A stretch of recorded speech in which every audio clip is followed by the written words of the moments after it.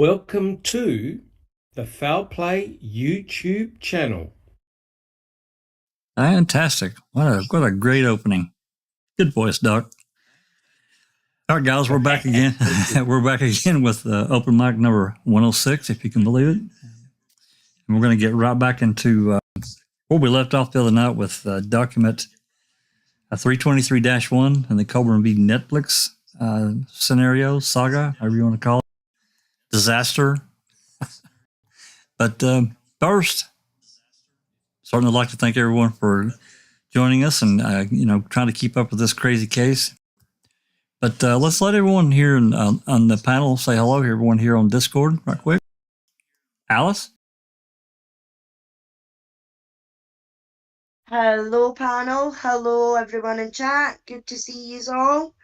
And dreading to think what this crap is going to be tonight. It'll be as much fun as it was the other night. We had a ball, actually. It was actually interesting. Then Sunshine Christina, I know you're busy with the grandson and the doggy, but can you say hello? Hello, everyone. Long time no chat. Woohoo! Thanks for coming. And then, of course, Doc. Looks like Doc's on camera. Let me get a. Are you on camera, Doc? You are. Yes, I am. Yes, I am. I just want to say hi to all my fellow panel members and to everyone in chat. And rumors that we're slightly addicted. They're way over the top. We're not addicted, are we, guys? Hold on just a second. It'll be good to do the readings. There we go. Now we can talk. Awesome. Yeah, I'd just like to say welcome to all my fellow panel members and everyone in chat. It's really great to be here to continue the podcast series. I don't know how you keep on doing it, Jack 61. It's crazy, man. I tell you, it's a lot of stuff on the plate, but I try to keep them, in each individual drawer. Correct. And pull it out when you're ready. We had a good conversation, we had a good conversation earlier today, with Christina and the crime theory exchange with these rotten apples and sneaky cheese people. They're terrible. Yes. Oh, Kelly. Oh, God. I only caught a little bit of it. It's like 4:30 in the morning for me. Yeah. But I think I did do some responses in chat, but I think I was half asleep. But yeah, I always re-listen to the crime theory exchange. And when you think about it, we've just got such an incredible spread of different topics that we cover, which is awesome. Yeah, Christina pointed out it's actually an email from Kratz to Kaczynski, and he's talking about evidence, talking about the case and the quote missing evidence, still missing. It's in quotations. It's a really interesting thing, and I don't really understand why he did that. It doesn't make any sense why he would quotation mark missing.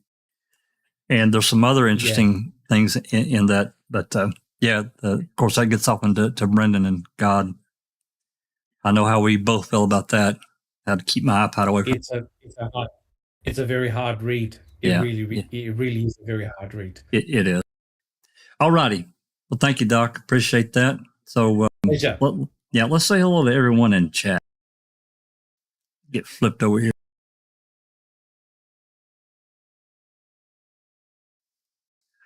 Hey, looks like we got, there's a smart Duck. What's up, Glenn? Thanks for coming, man. And the wonderful Dark Side. Lovely. Baydrax. Who else we got? We got Kelly McAllian. My bad. Thanks for coming back. Good to see you. It's been just a few. There's Gloria. There's Gloria, and there's Double D Iced Coffee. Yep, TJ, Share, Nan's Life. We've all just joined us. Oh, yep, they're them. Yep. Hey, thanks for coming along, folks. Anthony Hills. Yep, Anthony was on earlier with us. It's gonna be a long day of streaming, but I think it's good. So let me get this pulled up here. And Susan is not going to be with us. She's out, doing Taco Tuesday somewhere in Bumfuck, Kansas. She really likes it though, so she's going to bring back a couple of bags for the rest of us. That was the deal. No reading. You got to bring back tacos. So sounds like a plan. Absolutely. So Doc and Alice were really on a roll the other night, and if they're both in agreement, I say we just let them keep on plugging away at these, starting at number 61. Yep, I'm happy to do it. Alice, sure. you okay? All right. Well, you guys just start away whenever you're ready. Okay, I'm ready. Alice, you're ready? Yep. Okay. 61. But the episode includes Colburn's statement that, quote, if I wrote a report about every call that came in, I would spend my whole day writing reports, close quote. Response.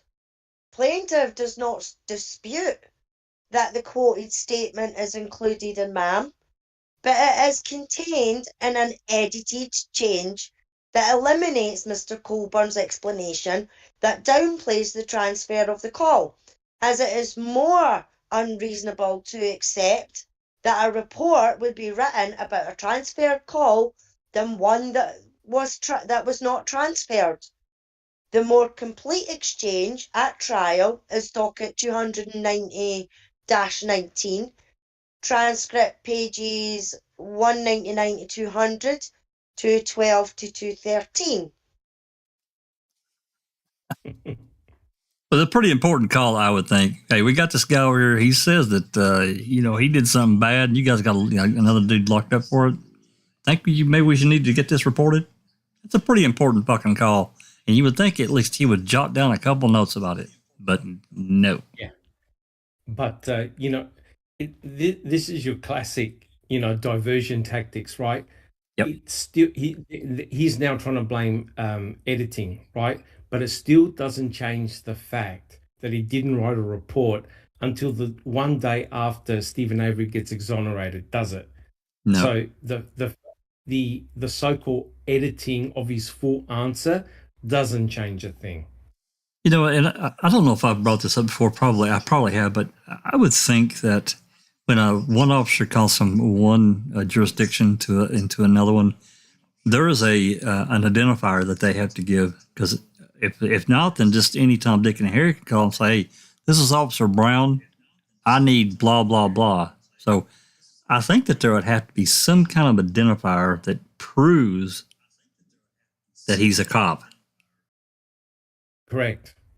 But the other important thing, guys, is that the officer at Brown County obviously thought that it was serious enough to ring up Manitowoc, right? Absolutely. Right? So he obviously didn't simply cite it off as being just a silly side remark by Gregory Allen. He took it seriously and he phoned. That goes to show that he took him to his word, and it was a serious allegation, and he phoned up. So if somebody phones up, it means that it needs to be actioned. You can't just simply dismiss it. My guess is, Doc, that by the time this cop made this call, he had already pulled Allen's record, his global report, and saw all the horse shit that he had been into and said, oh, my God. Yeah. And that helped make the call. Yep, correct. So if that officer was able to put two and two together, it really makes the MTSO look very culpable, don't they? And silly. Absolutely. Yep, I agree. Okay. Well, if there's no other comments, we kind of hogged those comments there. If there are any other comments, please. Alice, Christina?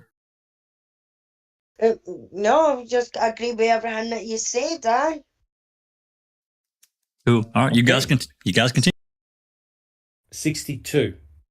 Episode 7 also includes Colburn's testimony that he did not know if the call had anything to do with Avery. Response. Plaintiff does not dispute that in episode 7 he is shown testifying that he did not know if the call had anything to do with Avery. However, he disputes that the context is inaccurately represented in Ma'am, as the question and answer in Ma'am at the above clip were spliced together and are not accurate with the trial testimony. In Ma'am, it is shown Prosecutor Ken Kratz questions spliced together and Colburn answering "No, sir" to the question when he actually stated "No, I do not." See, it's the pedanticness here. So he said "No, sir." So what? He says "No, I do not." It still means the same thing. He said still said fucking no. Correct. It doesn't change anything, and it doesn't change the fact that he didn't act upon that call, right? So again, they're just nitpicking.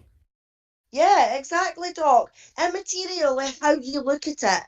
He still says no. Whether he says "No, sir," "No, I don't know," "No, I don't give a fuck," he still says no. That's right. It doesn't matter. It's ridiculous. It gives that little section of testimony there, which basically is already read, so we don't need to read it. But correct. Continue. Yep. 63. The episode also includes Colburn's denial that he planted evidence to frame Avery.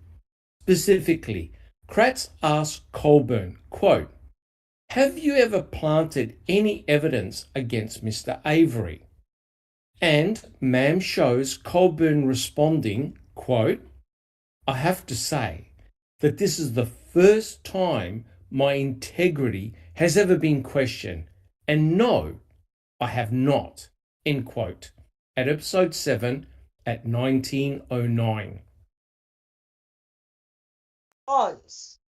Plaintiff does not dispute that Ma'am shows what appears to be the exchange as characterised in the proposed finding of fact, but plaintiff disputes that it is an accurate representation of Mr. Colburn's trial testimony.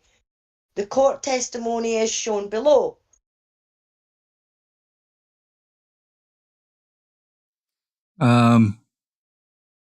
If you two want to read this, that's fine. Yeah. Doc, you want to do the questions? And I could do the questions? Yep, for sure. Question. Have you ever planted any evidence against Mr. Avery?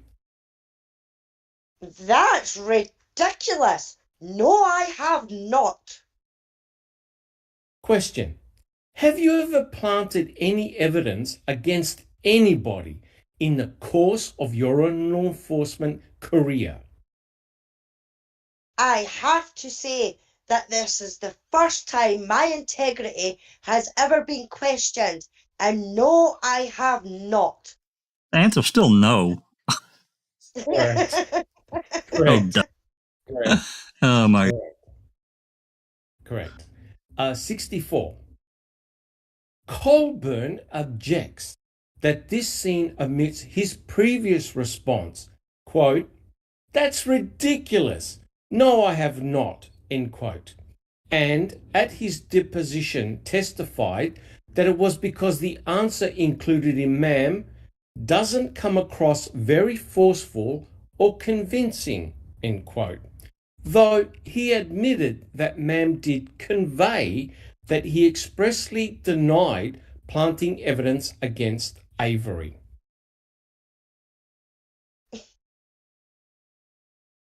Response.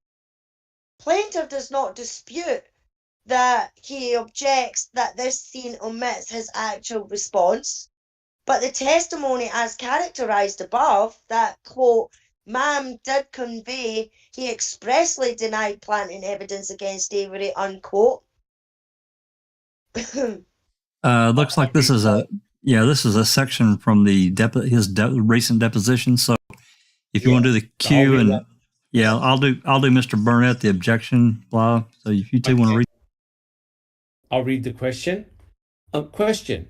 So would you agree that this episode got across the most crucial points of this portion of your direct testimony by Mr. Kratz? Mr. Burnett, No. objection form, go ahead. No, I don't believe it did. Why not? There were too many forceful points that were eliminated to clearly get it across. I come across as, looking at this. If I was looking at this and I didn't know it was me, I would think, boy, this officer's pretty. Shall we read the bottom bit as well? Sure. Question. Have you ever planted any evidence against Mr. Avery? That's ridiculous. No, I have not. Question. Have you ever planted any evidence against anybody in the course of your law enforcement career? I have to say that this is the first time my integrity has ever been questioned. And no, I have not. Well, personally, I think that what came across in ma'am was forceful enough. I didn't read any more into it. I just thought he looked squirrely no matter what he said. Yes. And, given what we know of the testimony, that didn't really change my mind at all. No. Correct. There's no way. Sorry, Sunshine. What did he, I'm sorry. What did he answer? What did they put in the documentary as his answer was? No. No, he said no, sir, or something of that nature. So if he had said, that's absolutely ridiculous, I would have thought he was more guilty. Because why not just be clear, concise, and say no? Yeah, right? thou doth protest too much. Exactly. I think MAM actually did him a favor on that one. Yeah, correct. I mean, he could complain if they totally changed his answer or, did a real close-up of his face and his brows and et cetera, et cetera. They didn't. The context of the answer was, no, I didn't. Right. That came across. They captured it, I think, as well as they could. Yep. Correct. No. All right. Oh, yeah, go ahead. 66. No, are we on 65? 65. Yeah. 65. My apologies. 65. Colburn also complains of the scene in episode 7 that appears at 24:19 to 24:30, in which Colburn says that a brief shot of him leaning back in the witness chair and cracking his knuckles, quote, makes me look nervous and apprehensive that I've been caught in some sort of lie, end quote, and asserted that footage was recorded when the jury was not present. Response. Plaintiff does not dispute that Mr. Colburn's testimony was in part as cited above, but plaintiff disputes that his testimony refers to episode 7 at 24:19 to 24:30, but rather applies to episode 5. Well, how does he know that if he's not watched it? He's been told.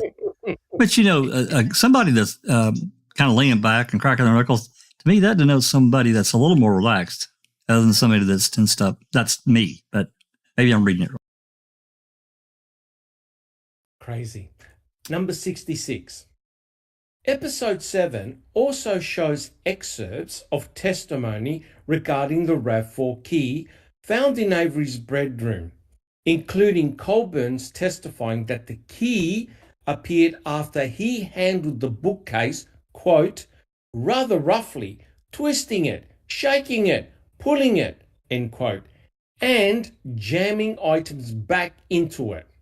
Episode 7 at 16:42 to 17:30, in brackets, admitting this scene conveys the important parts of his testimony, including he handled the bookcase roughly and didn't touch the key. Response. Plaintiff disputes the proposed finding of fact as the referenced portion of episode 7 of MAM do not show plaintiff's testimony, but rather amalgamated and reformulated version of his testimony that are spliced together. Plaintiff does not dispute that at his deposition, Mr. Colburn testified, quote, "Yes, I will agree that a portion of my testimony about how I handled the bookcase and that I didn't touch the key are on this clip," unquote.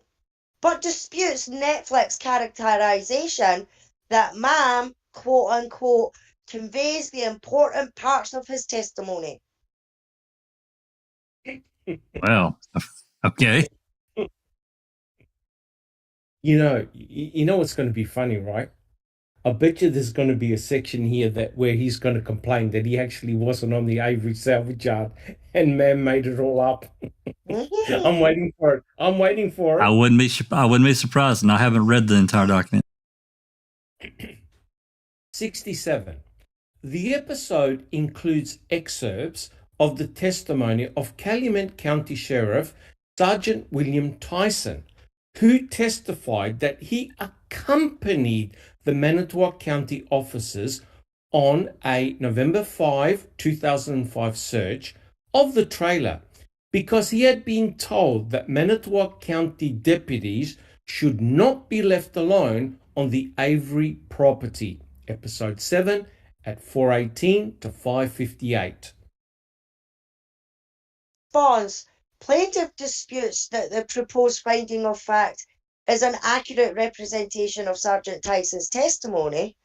Sergeant Tyson did not say he had been told that the Manitowoc County deputies should not be left alone, but he knew that the Manitowoc County District Attorney had told the officers not to be alone. Tyson trial testimony. Okay. Okay. 68. At trial, defense attorney Jerome Buting asked Tyson whether he ever, quote, had to act like a babysitter or a watchdog for the other officers who were conducting a search, end quote. To which Tyson responded that he, quote, did not treat this as if he was babysitting, end quote. Response. Plaintiff does not dispute this proposed finding of fact. Yay! Of course not. He actually agreed. Oh my God. That's ridiculous. 69. Buting immediately followed up by asking whether, quote, in any of his years as an officer, he had to watch the officers who were searching where you were or make sure that they weren't alone, end quote. To which Tyson answered, no. Plaintiff responds, plaintiff does not dispute this proposed finding of fact. 70. Colburn complains that in MAM, this exchange is condensed to a single question and answer. Buting, had you ever in any other search in your entire career had to act like a babysitter or a watchdog for the officers who were conducting a search? Tyson, no. Episode 7 at 5:18 to 5:31. Response. Plaintiff does not dispute that Mr. Colburn complains that ma'am inserted an incorrect answer to a question between Buting and Tyson and eliminated Mr. Tyson's response that he did not treat the assignment as if he was babysitting. Jaxis, when we read this out? Yeah, you want to read that. Question. Had you ever, in any other search in your entire career, had to act like a babysitter or a watchdog for the officers who were conducting a search? I did not treat this as if I was babysitting. Had you ever, in any of your years as an officer, had to watch the officers who were searching where you were to make sure that they weren't alone? No. This was a first for you, wasn't it? Yes. Yep, is the trial transcript 290-19. Yep, at the docket. Okay. Okay. 71. Episode 7 also shows Colburn's and Lenk's testimony denying planting blood. And it gives the time 1844 to 1910, 3253 to 3309, and prosecutors criticizing the defense's, quote, frame up, end quote, theory at 4438 to 4534. Response. Plaintiff does not dispute that the cited portion of MAM include what appears to be testimony of Colburn and Link denying planting blood, but he disputes that MAM accurately depicts trial testimony. See Colburn trial testimony at 290-19, page 140, 14 to 141-7, and Link trial testimony at Barker Declaration, Exhibit 7 transcripts. Testimony shown below shows how the questions were combined in MAM with only one answer provided. Question. Lieutenant Link, did you ever obtain any blood from the clerk's office, or did you obtain any blood from any location and plant it anywhere on the Avery salvage property? No, sir. Absolutely not.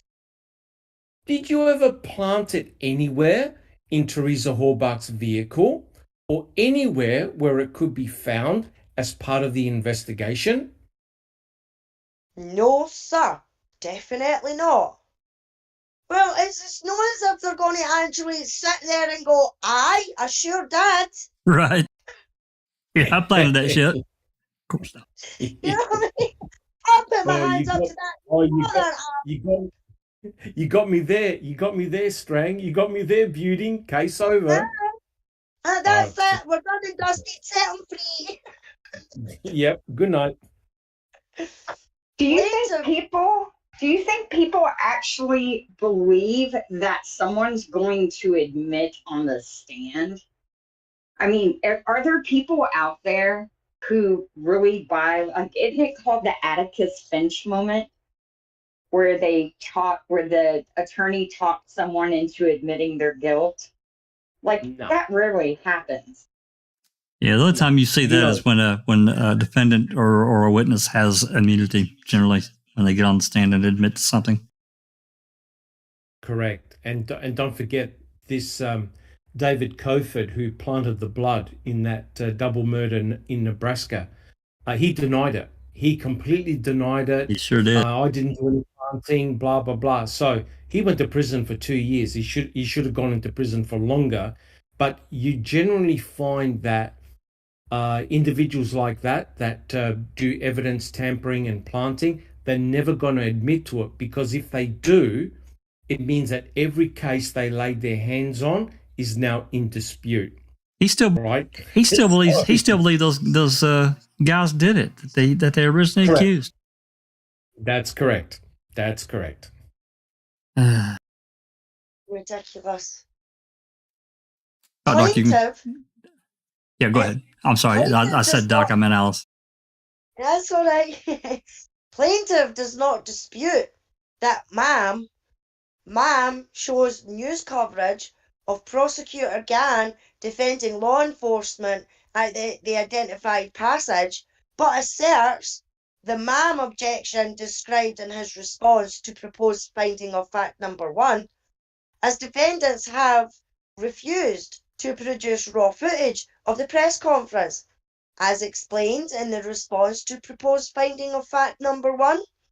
In addition, the segment which included, in order for MAM to retell prosecutors version of events with rebuttals from Avery, his family, and his attorneys, unquote, out of court statements.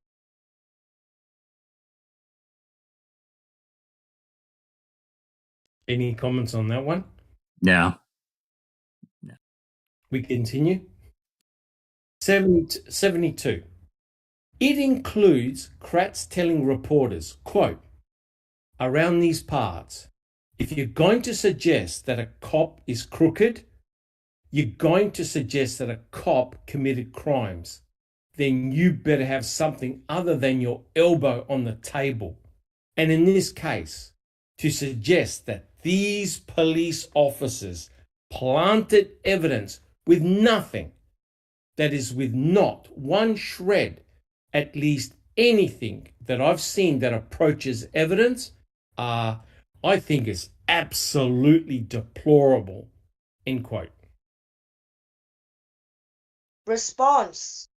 Plaintiff does not dispute that ma'am shows news coverage of Prosecutor Kratz appearing to make the identified statements at the identified passage, but asserts the ma'am objection described in his response to proposed finding of fact number 1, as defendants have refused to produce raw footage of the press conference, as explained in the response to proposed finding of fact number 1.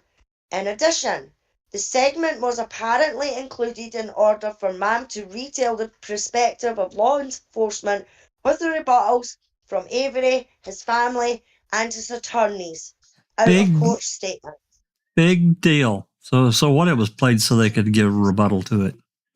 So what? It's a documentary. Exactly. But to me, what he's basically saying there, anybody who's in court, and if they come out and they make a statement afterwards, then everything else should be flung out. And it's like, what? What are you talking about? Yeah, I'm not sure that we have that news conference. I remember it from ma'am, but I'm not sure if we have a separate segment of it. Go ahead, Doc. I was going to say, when are these boneheads going to realize that they were making a documentary? They're not news reporters working for a TV station, right? They're making a documentary. And if you have a look at any documentary that's been made, these documentaries contain snippets of sound bites, video bites from all over the place, right? And so now, is he trying to say that that the filmmakers had to produce the entire statement by Kratz? Basically, yeah, that's exactly what he's saying. It is completely absurd, right? You do a recording like Kratz did, it becomes public domain. That's why they can use it. Yeah, as long as they reference it, as long as they can reference it, it's fair game. Yeah.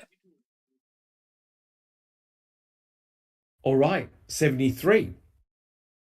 The episode also includes a local reporter, Anjanette Levy, describing Colburn at a news conference as, quote, a law enforcement officer for 13 years. He puts on a uniform, a badge, and a gun every day and goes to work and tries to do his best, end quote. And challenging Strang by asking, quote, if you were going to put somebody on the stand and accuse that person of a conspiracy, Mr. Kratz kind of made it sound like you should be able to offer some proof that this planting actually took place, end quote. Response. Plaintiff does not dispute that ma'am shows news coverage of a reporter who is unidentified, appearing to make the identified statements at the identified passage. What the fuck? Asserts the ma'am objection described in his response to proposed finding of fact number 1, as defendants have refused to produce raw footage of the press conference, as explained in the response to proposed finding fact number 1.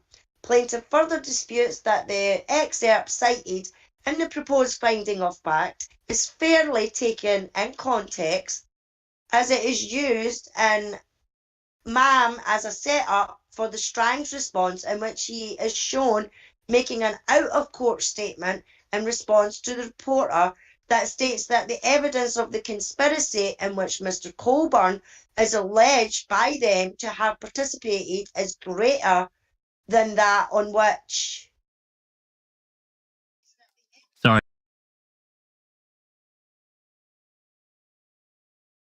He has seen federal prosecutors convict defendants in conspiracy cases.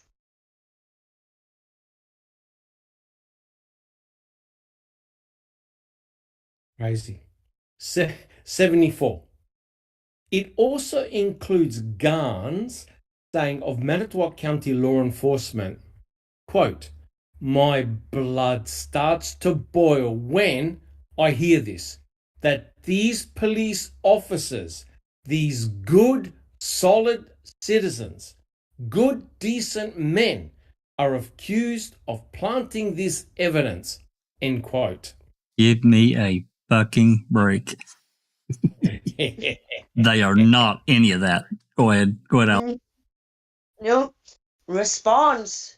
Plaintiff does not dispute that Ma'am shows news coverage of Prosecutor Kratz appearing to make the identified statements at the identified passage, but asserts the Ma'am objection described in his response to proposed finding fact of number 1, as defendants have refused to produce, oh, for fuck's sake, he's like a broken record, have refused to produce raw footage of the press conference as explained in the response to proposed finding of fact number 1.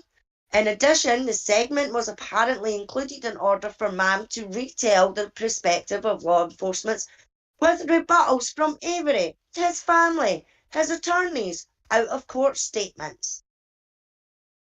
Broke record indeed. Yeah, broke record indeed. These are not good people. They're not.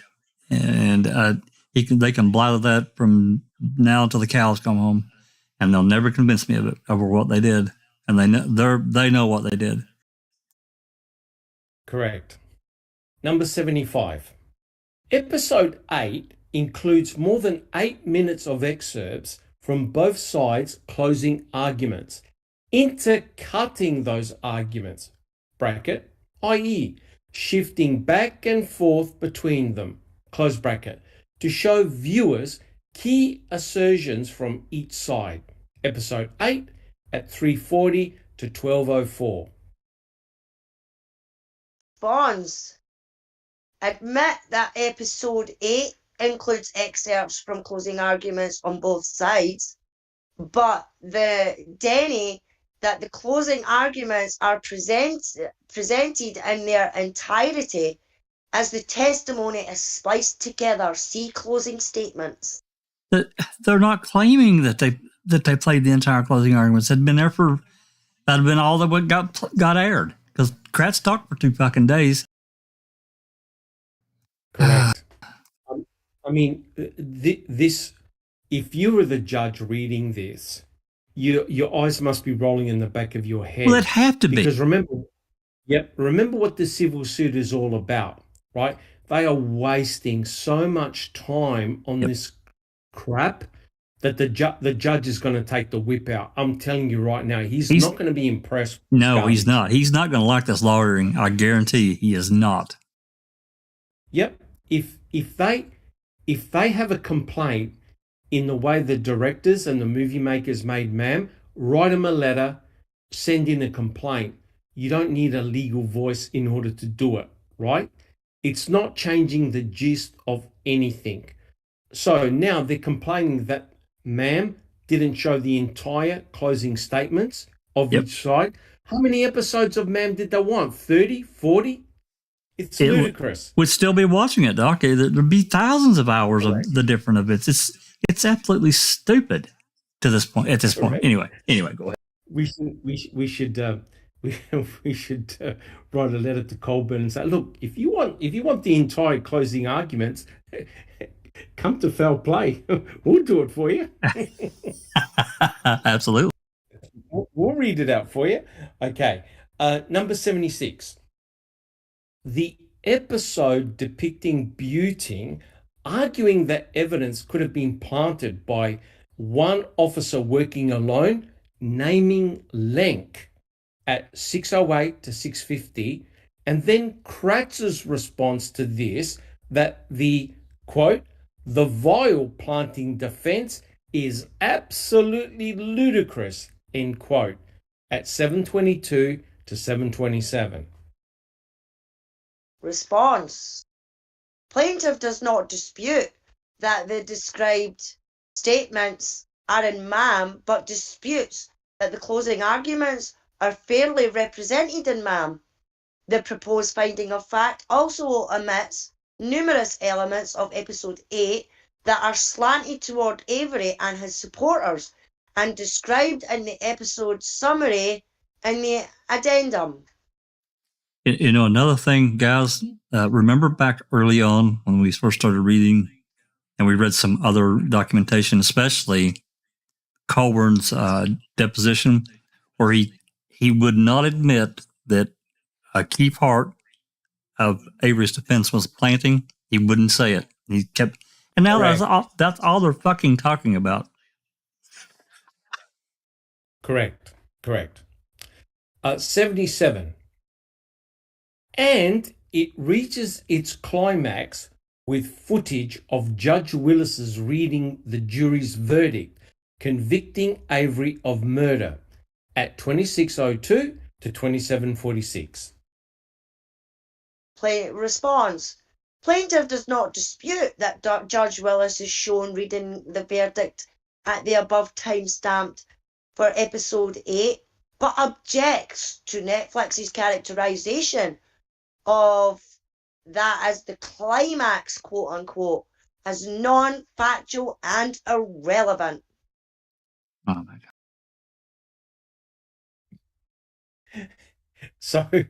So the end point of a trial and the reading of a verdict isn't regarded as the climax of the trial. What the hell is it, guys? Of course not. Oh my God. 78. Episode 8 also includes footage of a local news anchor reading Colburn's post-verdict statement praising the verdict at 33:57 to 34:16. Response. Plaintiff does not dispute that episode 8 includes what appears to be a video of local news anchor reading Mr. Colburn's statement, but plaintiff is not in the possession of the raw news footage and defendants refuse to produce it in discovery. Accordingly, plaintiff asserts the MAM objection as to any findings about the alleged accuracy of the footage. Oh, for fuck's sake, man. I guarantee you could have went online and found it online. I was just going to say, Alice, can't they, in this instance, I mean, I'm not saying that, I'm not even saying that Netflix has this footage. I'm guessing they do, but I think just about everything that they've rattled off here, the defense could have easily got. I mean, it's getting to a point where I'm not kidding. Colburn's going to argue that he wasn't even in the courtroom that day. Probably. And yeah, I wasn't even there. It's all spliced footage. I wasn't there. Yeah, and they won't produce the raw. They won't produce the raw footage, so you can't prove it. Yeah, but we're up to episode 8, and he's only watched 30 minutes to half an hour. What has he done? 10 minutes an episode. Correct. I think his fact checker has to remind him that he actually was in the courtroom. Yeah. Right. 79. Episode 9 shows footage of Dassey's trial and conviction, and from Avery's sentencing, where Judge Willis tells Avery, quote, "You are probably the most dangerous individual ever to set foot in this courtroom." Episode 9 at 53 to 54, 101, 59-1, 02, 03. Response.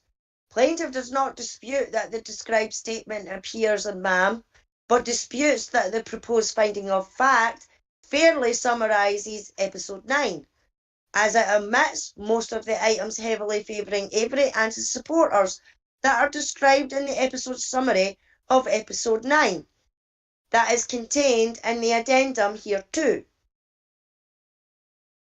What? You know, here's What a. this is he talking about? Well, this is just another classic one. We've read many of these, and I know you guys have noticed it probably the same as me. He's trying to say, well, just you've made this statement, but you know, you're not summarizing the entire thing properly, so I'm going to object, which is complete bullshit. They're not trying to summarize it in this particular number. They're just naming off different things that he's complained about. And he says, oh, well, you didn't summarize the entire thing, so I object. So is he complaining that the judge made the very harsh statement without considering all the positive benefits to Stephen and his support? What the hell is he arguing about this point? I don't know. I don't know. It's almost like they're, I mean, these lawyers for him, they're just not on the caliber of Alita, and I just see bad lawyering here. That's what I see, and they've advised him to answer this way. Yeah, very, very, very bad nitpicking. All what right. can they say? What else can they say? What else can they say? I don't think they have any other. I think they were told to write a response, and this is all they can come up with, right? Yeah, because, and it's terrible. And it's garbage because it's not a valid case. Making a Murderer did not defame or harm Andrew Colburn. They accurately reported events, and Colburn screwed, basically. I don't even think if Lita Walker was on the other side of the aisle for this one, I don't think she could write a compelling, winning response. Neither do I. The facts in this case. I don't either, Christina. I really don't. And she is she's a fantastic lawyer. Go ahead, Doc. The way I see it, honestly, this is a classic case of much ado about nothing. Yep. Okay, 80. Episode 10 describes post-verdict developments, such as the fact that Avery and Dassey both lost their first rounds of appeals. See generally episode 10. Response. Plaintiff does not dispute that the described statement appears in MAM, but disputes that this proposed finding of fact fairly summarises episode 10. Here we go again. As it omits most of the items heavily favouring Avery and his supporters that are described in the episode summary of episode 10 that is contained in the addendum here too. Oh, 81's that they didn't completely write a book about what's in episode 10, and they weren't trying to. Shit. Oh boy, 81. This is the best one. This is the best one, guys. This enumerated item intentionally left blank. And That's the best one. And the response to, I like it even better. The response is brilliant. 82. On October 19th, 2018, Netflix premiered a second 10-episode season of Making a Murderer, which follows the post-conviction appeals of Avery and Dassey, SAC 49. Response. Plaintiff does not dispute that on October 19th, 2018, Netflix premiered a second 10-episode season of Making a Murderer, but disputes that the only content of the second season is the post-conviction appeals of Avery and Dassey. It's not what they fucking said.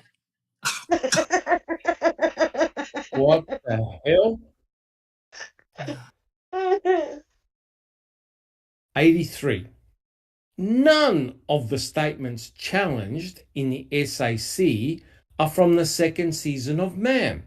See SAC 5782, bracket, detailing claims at issue, referencing and challenging only season 1 statements. Response. Plaintiff disputes the defendant's characterization of the second amended complaint, docket 105, page 17 to 19, described defamatory content in the second season of Ma'am. Jesus Christ. Before we start this next section, any comments before we move on? And it's stupid. It's just stupid. It's so stupid. I mean, the fact that the way they put it across is, you know, the question is like, look, this is in Ma'am and it's at this timestamp and this date and yada. And then he goes, don't dispute this as shown in Ma'am, but we're disputing this, which means fuck all anyway. They can't latch onto anything concrete. There's just nothing there. No.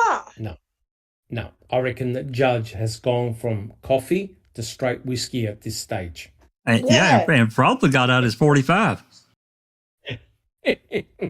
Hey, before we move on, I want to say hello to the lovely and wonderful Supermod Catnip. Thank you for coming. Colette. Look what she wrote. This comment is digital. I'm going to pin that. We'll put that on the. Hey, we could do a T-shirt on that one. Absolutely, and a coffee mug.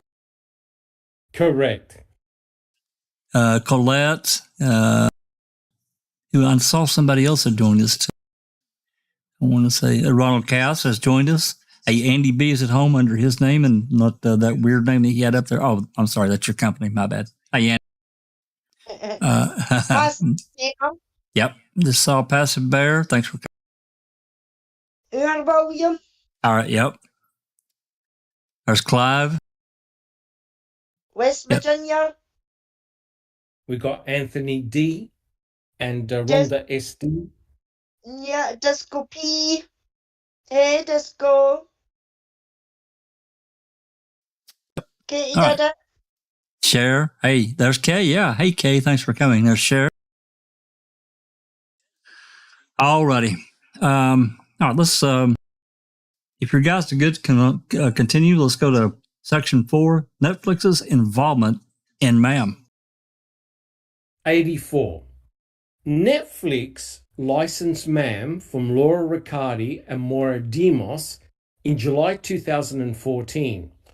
Bracket. Hereinafter, the, quote, producer defendants, end quote. Walker Deck X10. Response. Plaintiff does not dispute this proposed finding of fact. Oh my God. That's a switch. 85. Prior to Netflix's acquisition of the film, Maura Demos wrote in July 2013 that, quote, the series is 90% shot and we currently have rough cuts of the first 3 episodes. To date, this project has been exceedingly independent. The series has been entirely produced, directed, shot, and edited by my partner Laura Riccardi and myself, end quote. Walker Deck X11 E Daily Sup Produce Prod 31001. Response. Plaintiff objects to the proposed finding of fact as relying on hearsay to the extent it is submitted for the truth of the matters asserted. So you're calling them calling them a bunch of liars. That's exactly what they did right there. Yeah. That's ridiculous. Oh boy. 86.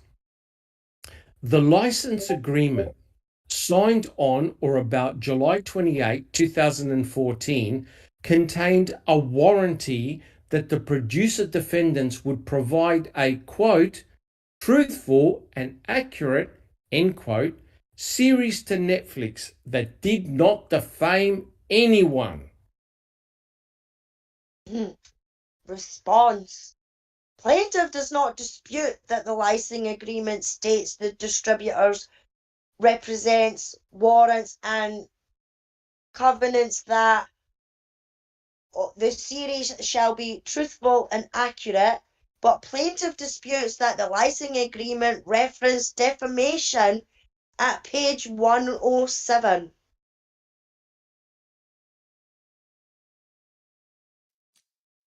Just before we go on, that I don't know what the license agreement is redacted. It's been sealed, which is not surprising. But I'm guessing that their lawyers, got involved with all that. So maybe at some point we'll get to see it and see what they're referencing here. 87. The producer defendants hired their own lawyers for the production. Response. Plaintiff objects to this proposed finding of fact as irrelevant, as the motions for summary judgment are not premised on any quote-unquote advice of counsel, defense, and if any such defense is not raised, defendants should not have withheld documents with pursued counsel based on assertions of attorney-client privilege, subject to the objection. Plaintiff does not dispute this proposed finding of fact. Yeah, we need a lawyer, I think, to untangle that one. I don't quite understand. Defendants should not have withheld documents with pre-suit counsel based on assertions of attorney-client privilege. I'm not exactly sure. We need Cherie or Travis or someone to explain that. I don't understand. Sorry, guys, I just don't. Nope. No. 88. Netflix's core team for MAM consisted of Elisa Nishimura, Adam Del Dio, Ben Kotner, and, to a lesser extent, Marjan Javadi. Bonds. Plaintiff does not dispute that Netflix core team for MAM consisted of Nishimura, Del Dio, Kotner, and Javadi, but disputes that the transcripts excerpts reference indicates that Javadi was involved, quote unquote, to a lesser extent. But they were still involved. It doesn't matter if they put it in 2 words, they were still involved. Oh, just because it was to a lesser extent, they weren't quite as involved as the Nishimura. I mean, they included that. God almighty, they're really being ridiculous. Very, very yep. Yeah. 89. No one at Netflix was responsible for vetting MAM for accuracy or for defamation or engaged in such vetting. A Nishimura declaration. Response. Plaintiff objects to this proposed finding of fact as calling for a legal conclusion as to Netflix's responsibility to avoid defaming others, which is not a matter that a party can simply deny by affidavit nor contract out of by argument with someone other than the defamed party. Subject to the objection, plaintiff disputes the proposed finding of facts as Netflix representatives noted the presence of potentially defamatory material on more than one occasion, and on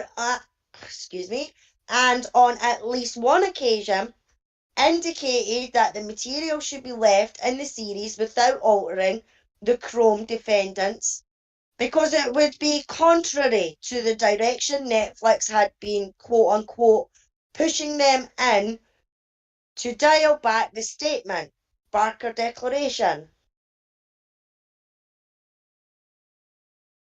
Yeah, I got What nothing. the hell was that about?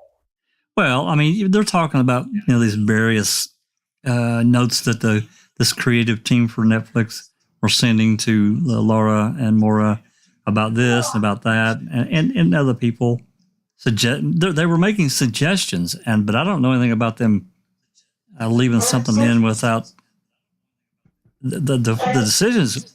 The decisions were that were made were by the filmmakers. They made the decision on what they wanted to do.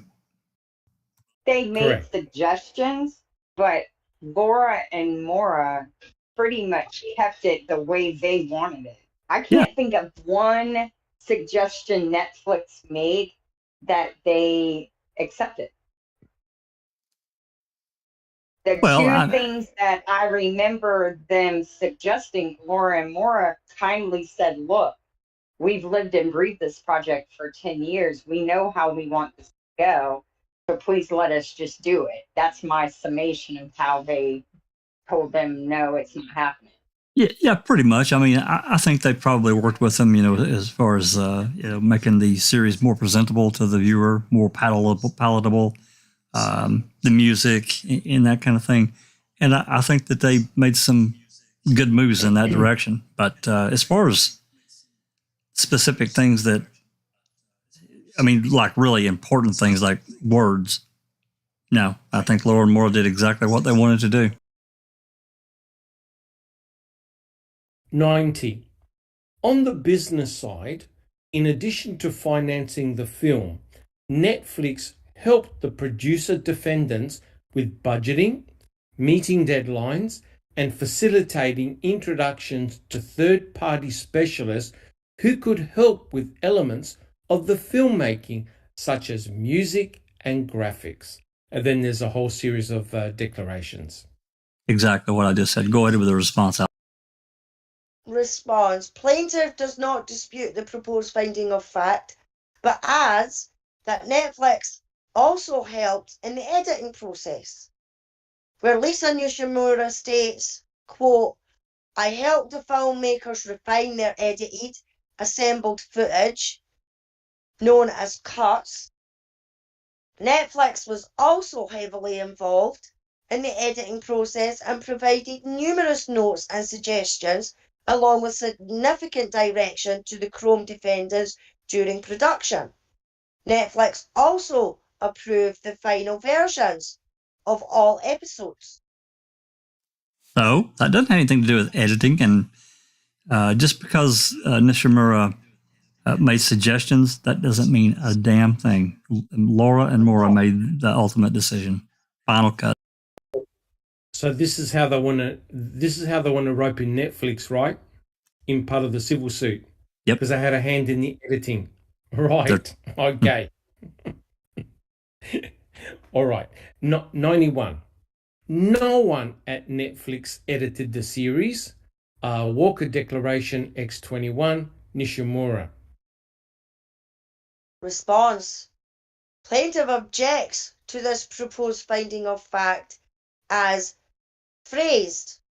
While Netflix may be attempting to use quote-unquote edit as a term of art that means specifically doing the work of cutting video clips in common parlance, it is a broader term that includes, quote, to direct the publication of something, unquote, as in a newspaper. Edited definition and meaning Merriam-Webster. In this sense, Netflix was heavily involved in the editing process and provided numerous notes and suggestions, along with significant direction to the Chrome defendants during production. Bullshit.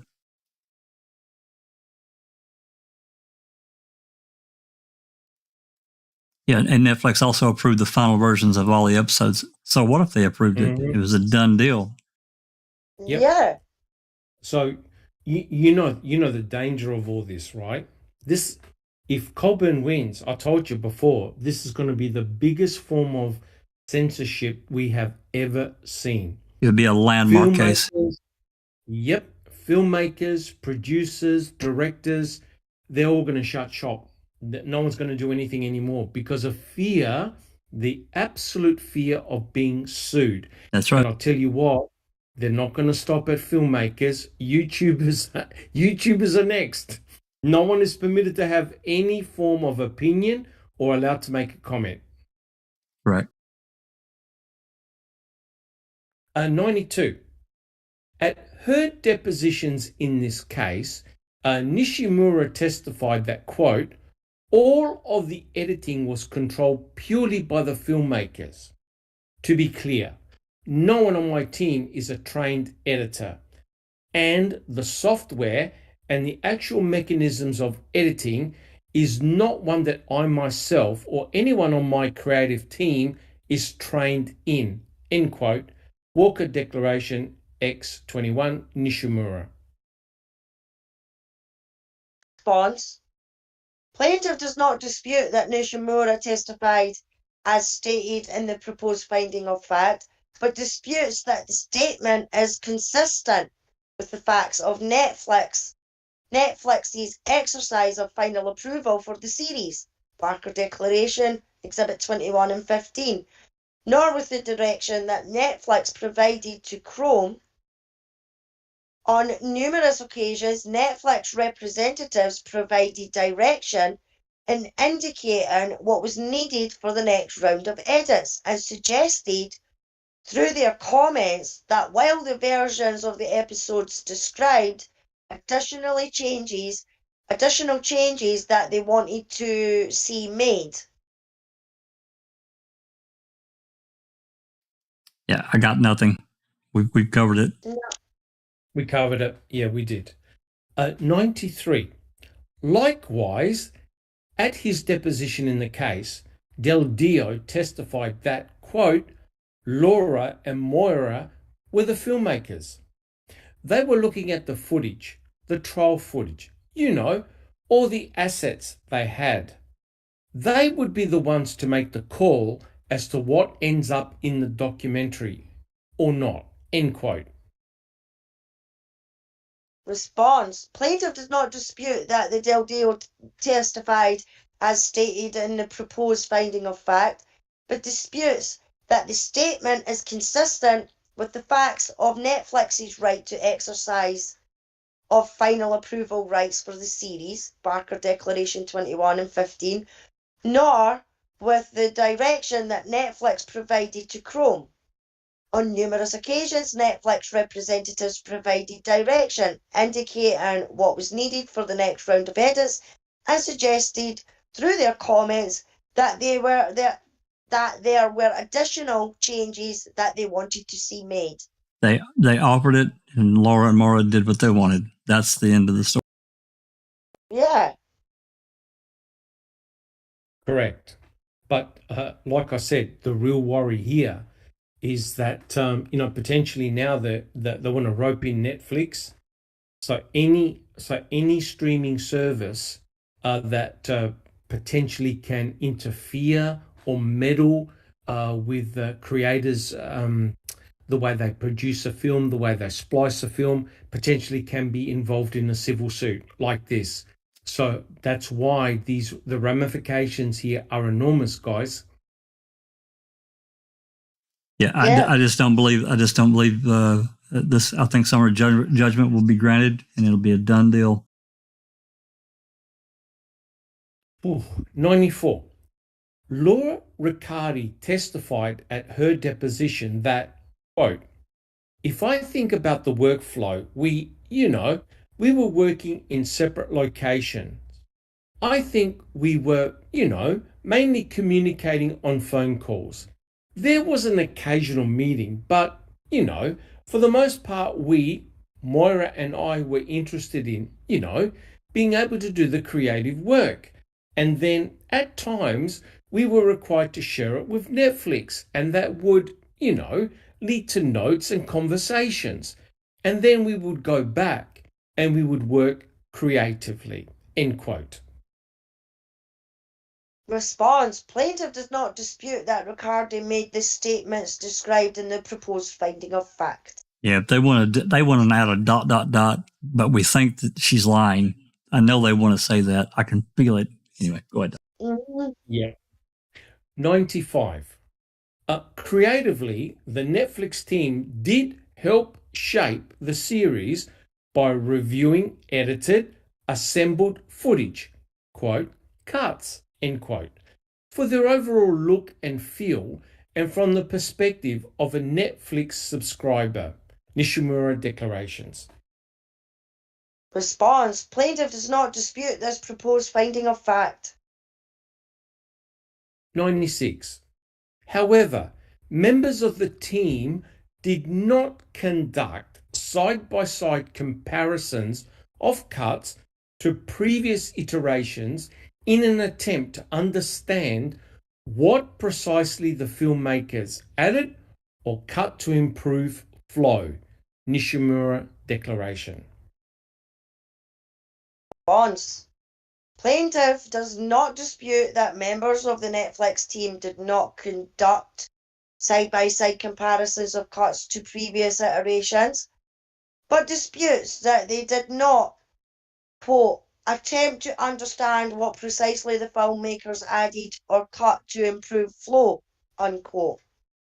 Because a jury could infer from the comments and notes provided by Netflix that they were noting and were aware of cuts compared to previous iterations.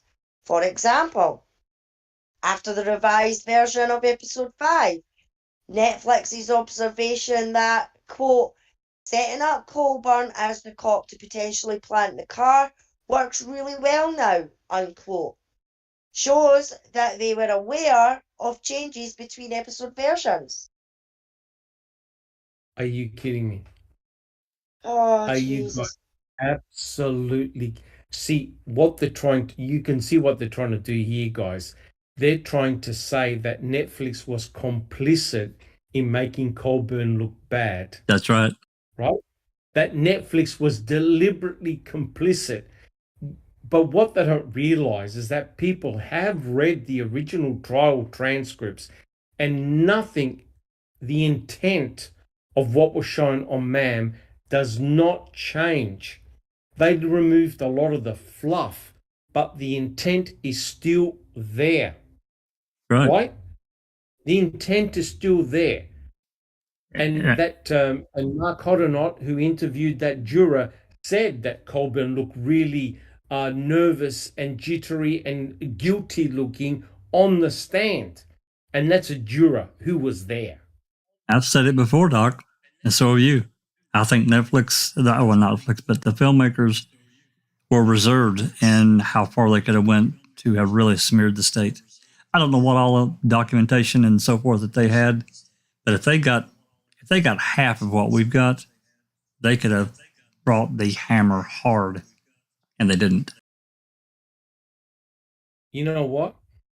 If they were ever to make a MAM 3, they could make the state look horrendous. Oh my God. Absolutely.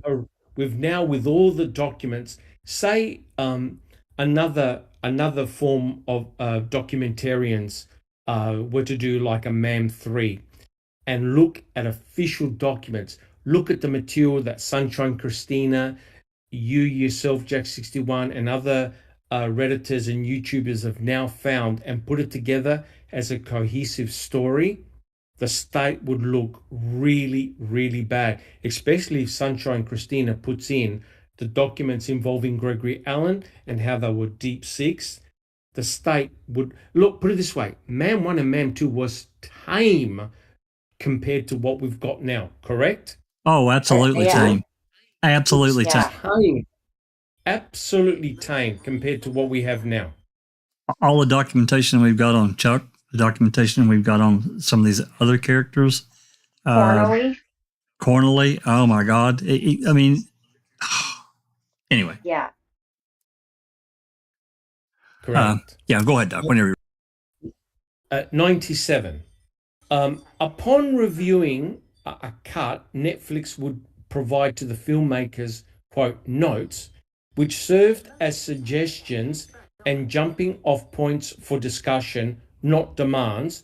Just because a suggestion was made does not mean it was implemented. Walker Declaration, X21, Nishimura. Bonds. Plaintiff does not dispute that Netflix provided quote-unquote notes to the filmmakers and the above testimony indicates they were suggestions, but plaintiff disputes the statements as inconsistent with the fact of Netflix's exercise of final approval rights for the series. Barker Declaration, Exhibit 21 and 15, nor with the direction that Netflix provided to Chrome. See Barker Declaration. Plaintiff further disputes Netflix's characterization of the notes as quote-unquote jumping off points for discussion, and disputes that there was any reference to the statement, quote, just because a suggestion was made does not mean it was implemented, unquote, in the materials referenced.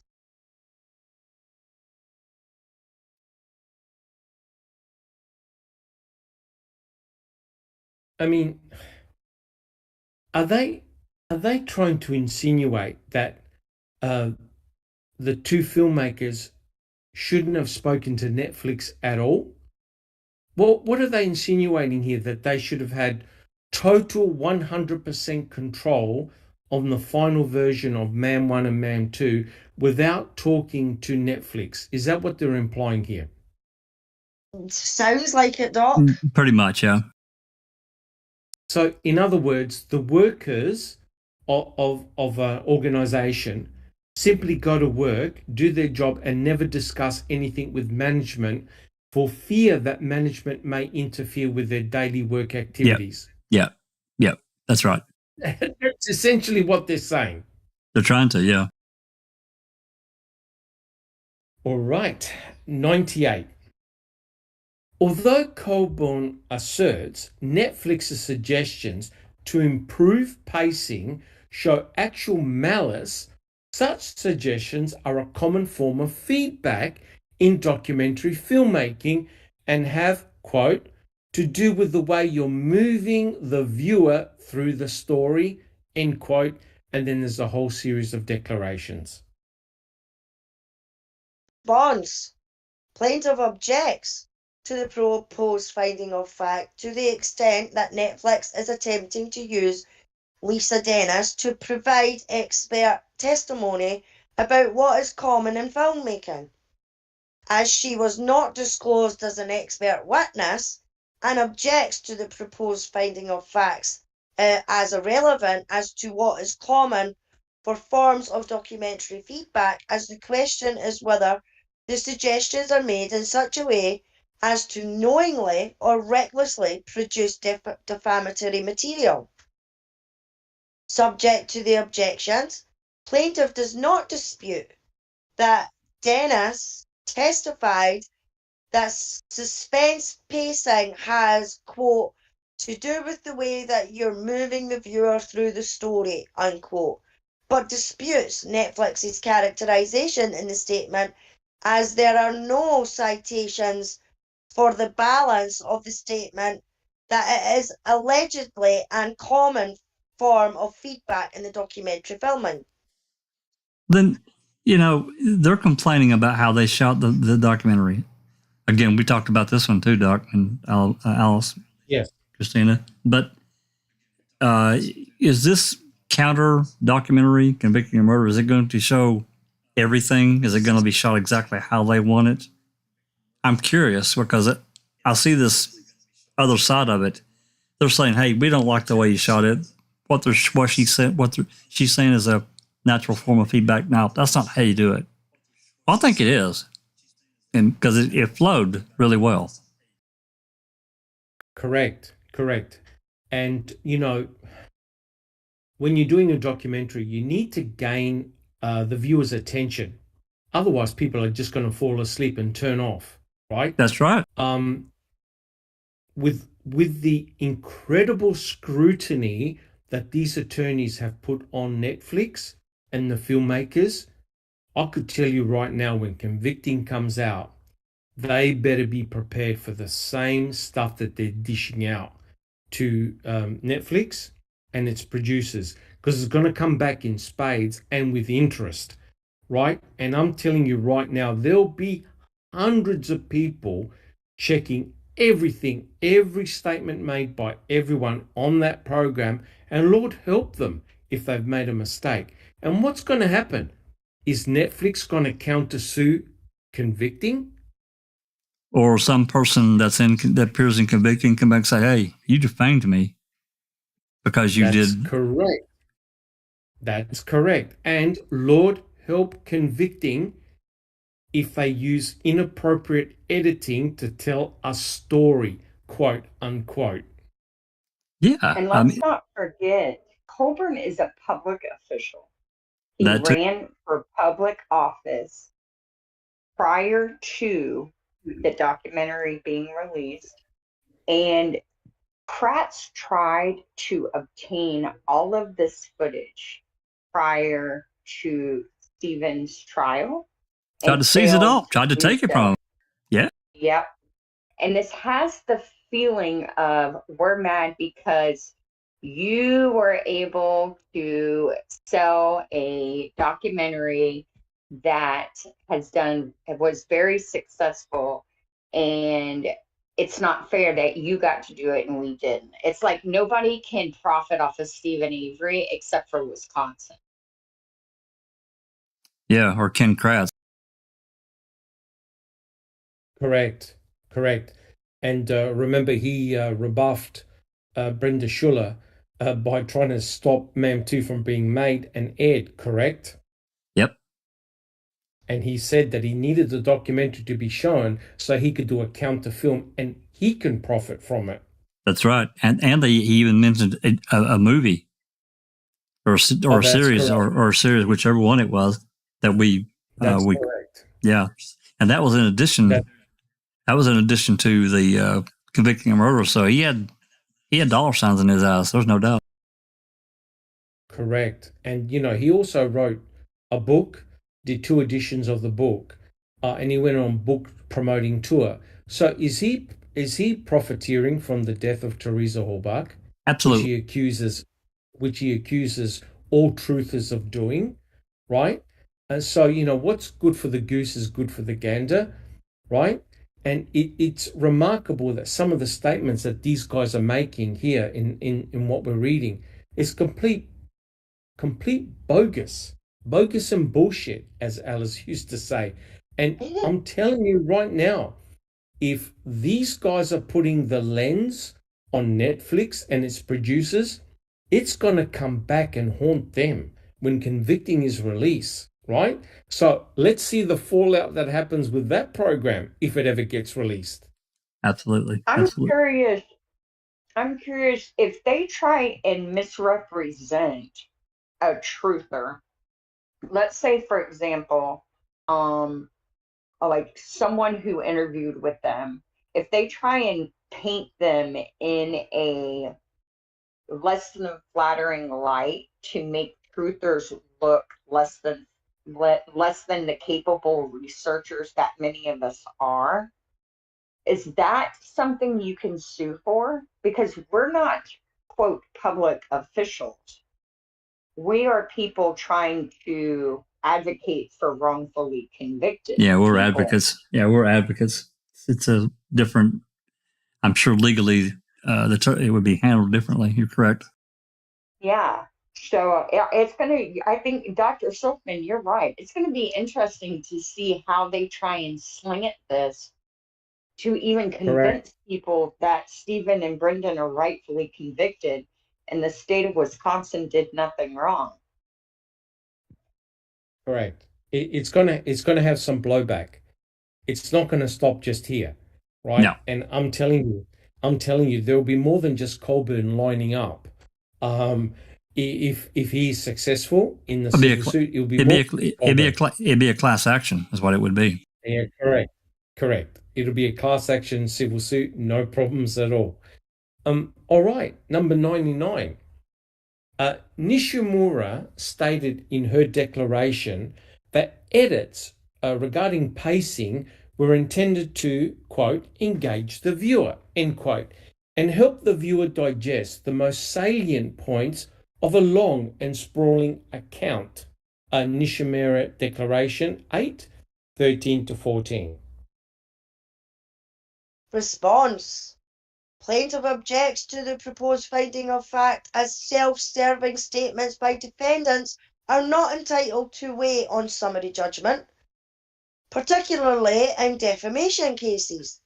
Subject to the objection, plaintiff does not dispute that Nishimura's declaration at the cited paragraph states, quote, "Our notes on the pacing of the series were intended to help the filmmakers engage the viewer," unquote. But plaintiff denies defendant's characterization that it helped the viewer to digest the most salient points of a long and sprawling account, as that statement is not referenced in the citations listed. Plaintiff further responds that the statement in the declaration is not consistent with knowing or reckless regard for the truth, and in fact supports the inference that engaging the viewer at all costs was the goal of the series on Netflix. What? I don't know. No one. So, You got to engage the viewer, or what's the point, right? They don't even make So- it. yeah. Yeah. So I looked up the definition of salient because I wasn't sure and I wanted to make sure that it was close to what I thought it was. And basically, it's the most noticeable or important. Correct. And the example use of it in a sentence is it succinctly covered all the salient points of the case.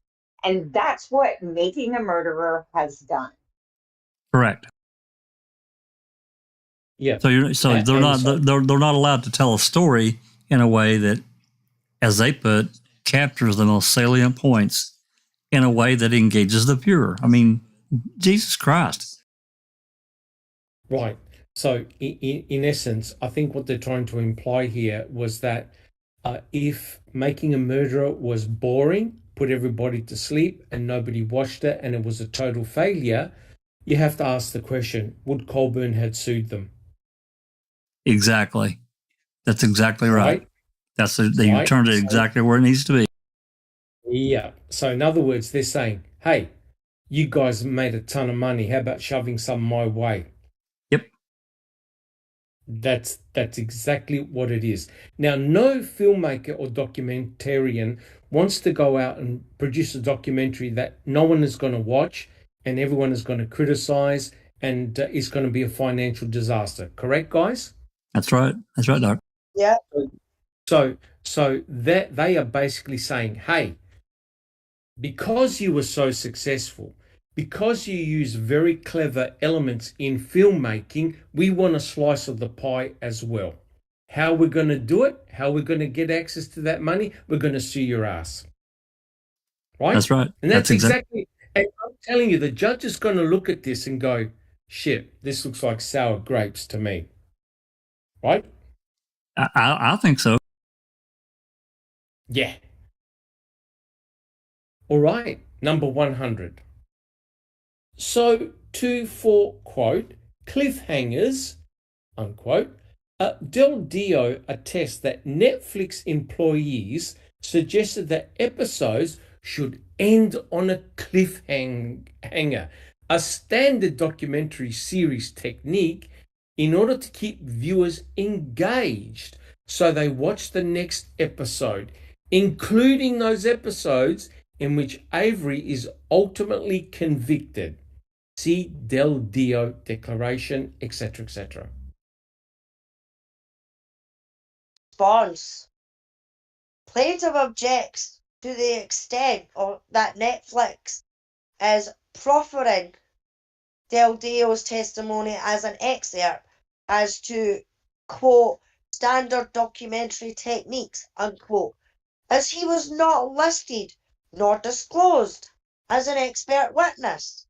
Subject to the objection, plaintiff does not dispute that Del Dio's declaration states that Netflix employees suggested that episodes should end on a cliffhanger to keep viewers engaged so they watch the next episode, but plaintiff does dispute that Del Dio stated in his declaration this was a standard documentary series technique.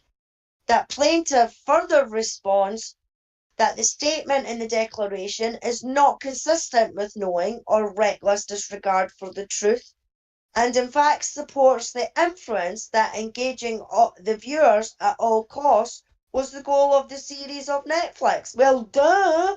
Of course it fucking was! Of course, they want them to hang on to each episode so they'll watch the next one. Oh. What documentary doesn't want that to happen though, Jack? You know That's what I right. mean? That's right. Of course. I They mean, all it's do. just in a documentary that happens either, though. It happens in a TV That's series. right. It happens at the end of, say, a trilogy of films. They'll leave the film on a cliffhanger so that when 2 comes out, everybody's going to go to the cinema to watch it because they want to know what happened to the fucking character that got stabbed at the end, but they don't know if it's alive or dead or no. You know what I mean? Books, Documentary. It happens in all sides of film, and whether it be film, TV series, documentary, or what. books do it too. Yeah. Yeah. So what will be very interesting here, guys, is if Convicting is a multi-part series, are they going to end each episode with the statement, hey, guys, don't worry about watching episode 2. It's piss boring. Don't worry about it. Don't waste your time. Or I don't think. Or are they going to use the cliffhanger technique so you wanted to come back and watch more? That's got to be the most ridiculous accusation I've ever heard in my life. That's garbage. Bad lawyering, Doc. It's bad lawyering. Like they misled. Correct. Yeah. Correct. 101. No one at Netflix ever suggested, brackets, or would suggest, close brackets, that filmmakers sacrifice accuracy in order to speed up the pace of a scene or to make a scene more impactful. Del Dio Declaration. Response. Plaintiff does not dispute that Nishimura's declaration it states, quote, our notes on the pacing of the series were intended to help the filmmakers engage the viewer.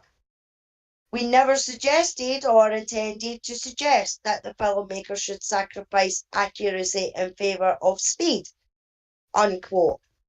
And that Del Dio's declaration 13 states, quote, but no one at Netflix ever suggested here, brackets, or would suggest, close brackets, that filmmakers sacrifice accuracy in order to speed up the pace of a scene or to make a scene more impactful, unquote. However, plaintiff disputes the substance of the statements in the declaration because Netflix's notes and comments regarding the series demonstrates that they encouraged biased edits and efforts to portray law enforcement, here we go again, law enforcement as quote-unquote baddies and quote-unquote villains, Barker Declaration Exhibit 1, Barker Declaration Exhibit 2, while Del Dio suggested regarding the Avery's, quote, let's portray them as a very happy family, unquote, Barker Declaration Exhibit 1. And accordingly, jurors may draw the inference that the suggestions to cut testimony were consistent with their overall intent to shape the series to portray Mr. Colburn as a principal villain and the Averys as heroes regardless of the truth. In addition, jurors may find support for the opposite conclusion to this proposed finding of fact because Netflix can point to nothing in its creative notes that caution Chrome to avoid sacrificing accuracy in order to speed up the pace of a scene. Oh, what a load of cock and fucking bullshit. I can tell you right now, everybody, just think back to Making a Murder the first time you watched it. Did the Averys look like a happy family to you? Because it sure as fuck didn't to me. It looked miserable. No. And what the judge should do, the judge should call Colburn to the pulpit and say, Mr. Colburn, should have you been at the Avery salvage site when all this went down? And I'd like to hear his response. Because if Colburn says, no, sir, I would point Colburn to the exit door and his team of legal experts. Say, you shouldn't have been there, mate. What did you expect? Summary judgment granted. Case closed. Case closed. Because you could tell. Sorry, Doc. No, you go, Doc. You could tell that if this shit show doesn't stop now, it'll continue for 5 more years, arguing on every point of every second of the documentaries that you can think of, because they are nitpicking, they are looking for something. The judge isn't going to go for this. There is no way. He has to put a stop to it because it's pure garbage. Yeah. Hey, I wanted to mention that Mr. Mark Hottendot has joined us. Thanks for coming, Mark. Appreciate it. Yep. And we're in the midst of discussing document 323 and these various points that they're covering with between the Netflix or the plaintiff and Netflix. Absolutely ridiculous, man. It's ridiculous. Yeah. So it's just the way it goes on, though, Jack, about, well, plaintiff doesn't dispute that this was actually in, ma'am, but he disputes the fact that he said, no, I don't, but they put it as no, sir. Well, it's still fucking not. Hey, Mark says he's in Wisconsin. Hope he's going. I hope he's. Get out now. Get out now. I hope he's. Well, first, I hope you took bail money, and correct.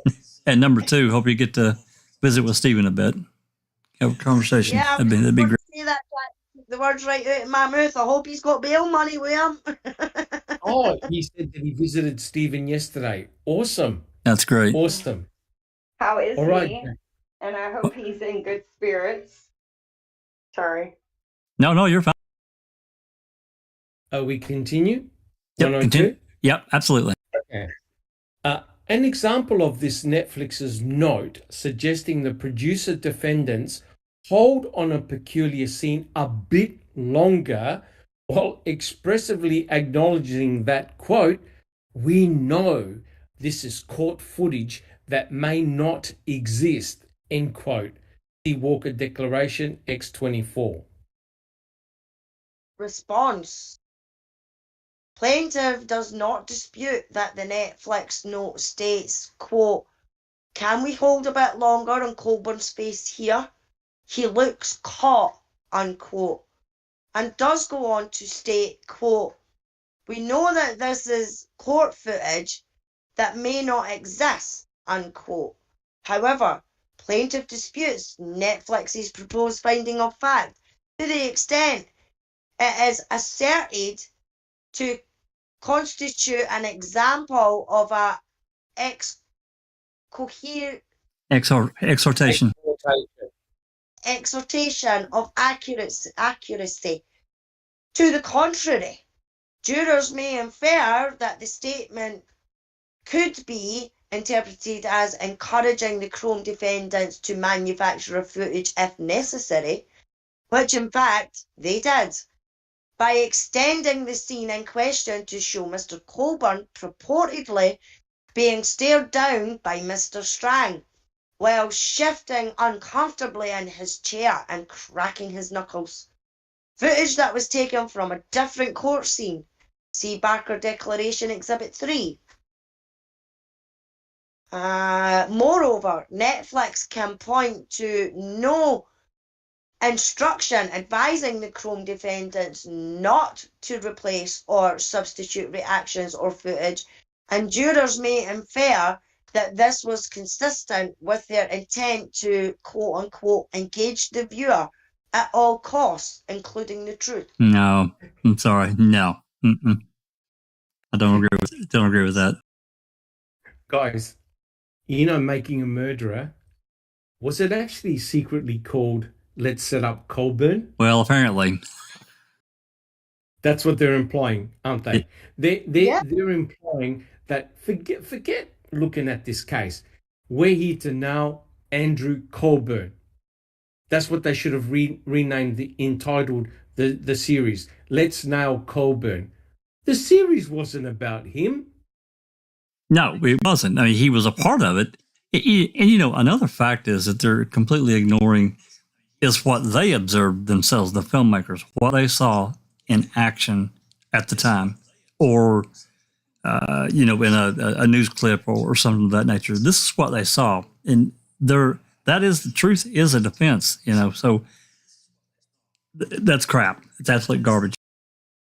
Correct. Yeah, but And Netflix and the defendants are only allowed to have truth to defend themselves, Jack. Because Apparently they were not. just that much at Colburn. Apparently not. Yeah, they just put blinkers on, and didn't bother getting the facts. They were there. They were watching the fucking trial. They seen it all happening and unfolding. They seen how shifty he was on the fucking stand when he was getting confronted by facts.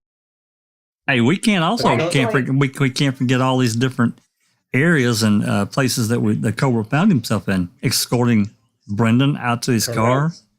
Why was he there? He's a patrol sergeant. Why isn't he on the road? Yeah. Correct. And actually, think about how he acted in his deposition. That's what did it for me. What I was going to say. Yep, that's exactly what I was going to say, Sunshine Christina. His demeanor was exactly the same. Yep. Mm-hmm. No different. That's no right. different. So she just wrote, or whoever is writing this, just stated that a juror could infer from Netflix's emails that they would suggest and encourage edits at all costs, including lying. That's right. They're just basically calling them liars. That's exactly, again. Yeah, that's wow, that's ballsy. Well, this has got to be That's Burnett. really ballsy. It's got to be Burnett in April. Yeah. Yeah, that's right. There is nothing in the documentary that has risen to the level of outright lies, okay? They're claiming defamation. They're claiming extravagant editing. But to say that's really that's ballsy. It is. I think Judge Ludwig is going to see it too. I think he'll see it very clearly. I think just a couple of comments. I think the filmmakers lost a potential opportunity here. They could have, and I agree with you guys, they could have made this much, much worse for the state. And that is if they actually did a separate series on what happened to Stephen in 1985, right through to the depositions. Oh my God. If they had made a multi-part series on the depositions and what happened in the past, and chuck in Gregory Allen and what happened to him and what he did, they would be burning down the courthouse and they would be marching down to Kacerik and Vogel's houses. Correct? Absolutely. But they diluted it. They diluted it. If you were looking at this from an outside, I'm from Australia, Adelaide, I had no idea what had happened to Stephen in the past. I got a gist, but I really only understood it when I joined various groups and did the readings myself. And then I understood the incredible shit show that took place. So in effect, Colburn and co need to thank the filmmakers that they didn't deep dive into what happened to Stephen in 1985 right up to the depositions, because it would have looked shocking. Absolutely shocking. I mean, in effect, they whitewashed so much of it out of them, maybe to make it more palatable so it wouldn't be so dark for the state, because, the truth is, and we know that there are a lot of good people that do their job day in and day out there, maybe not necessarily associated with the department.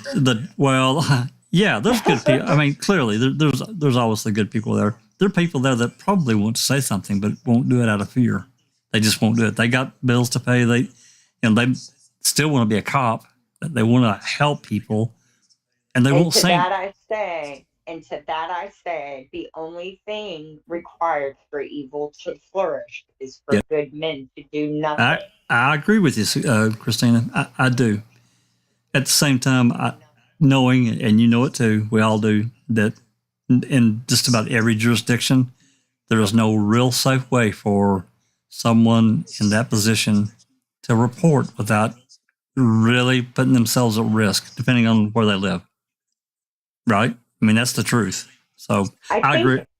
I agree. Yeah, I think if I had found myself as a cop in this predicament, I think how I would have handled it would have been I would have played the undercover cop in the case. I would have recorded everything, went along with it, and then found a way to expose it all. Right? I definitely would have said something. Yeah, because Peg L was on board from this, or else not everybody else would. You wouldn't have Deb Strauss and Fassbender quarterbacking this, right? Unless the AG's office was on board. So that's going to keep everyone else just going along with it. But I could not, in good conscience, go along with this without documenting it to try and save him. I just couldn't have done it. I couldn't have, especially with Brendan. Well, it's just wrong. It's just wrong. You just don't treat people that way. No, you don't. So, Doc? Well, I was going to say the Mr. Everywhere man, apart from Colburn and Lenk, was investigator John Diedering. Oh my God! Yes, he is absolutely everywhere.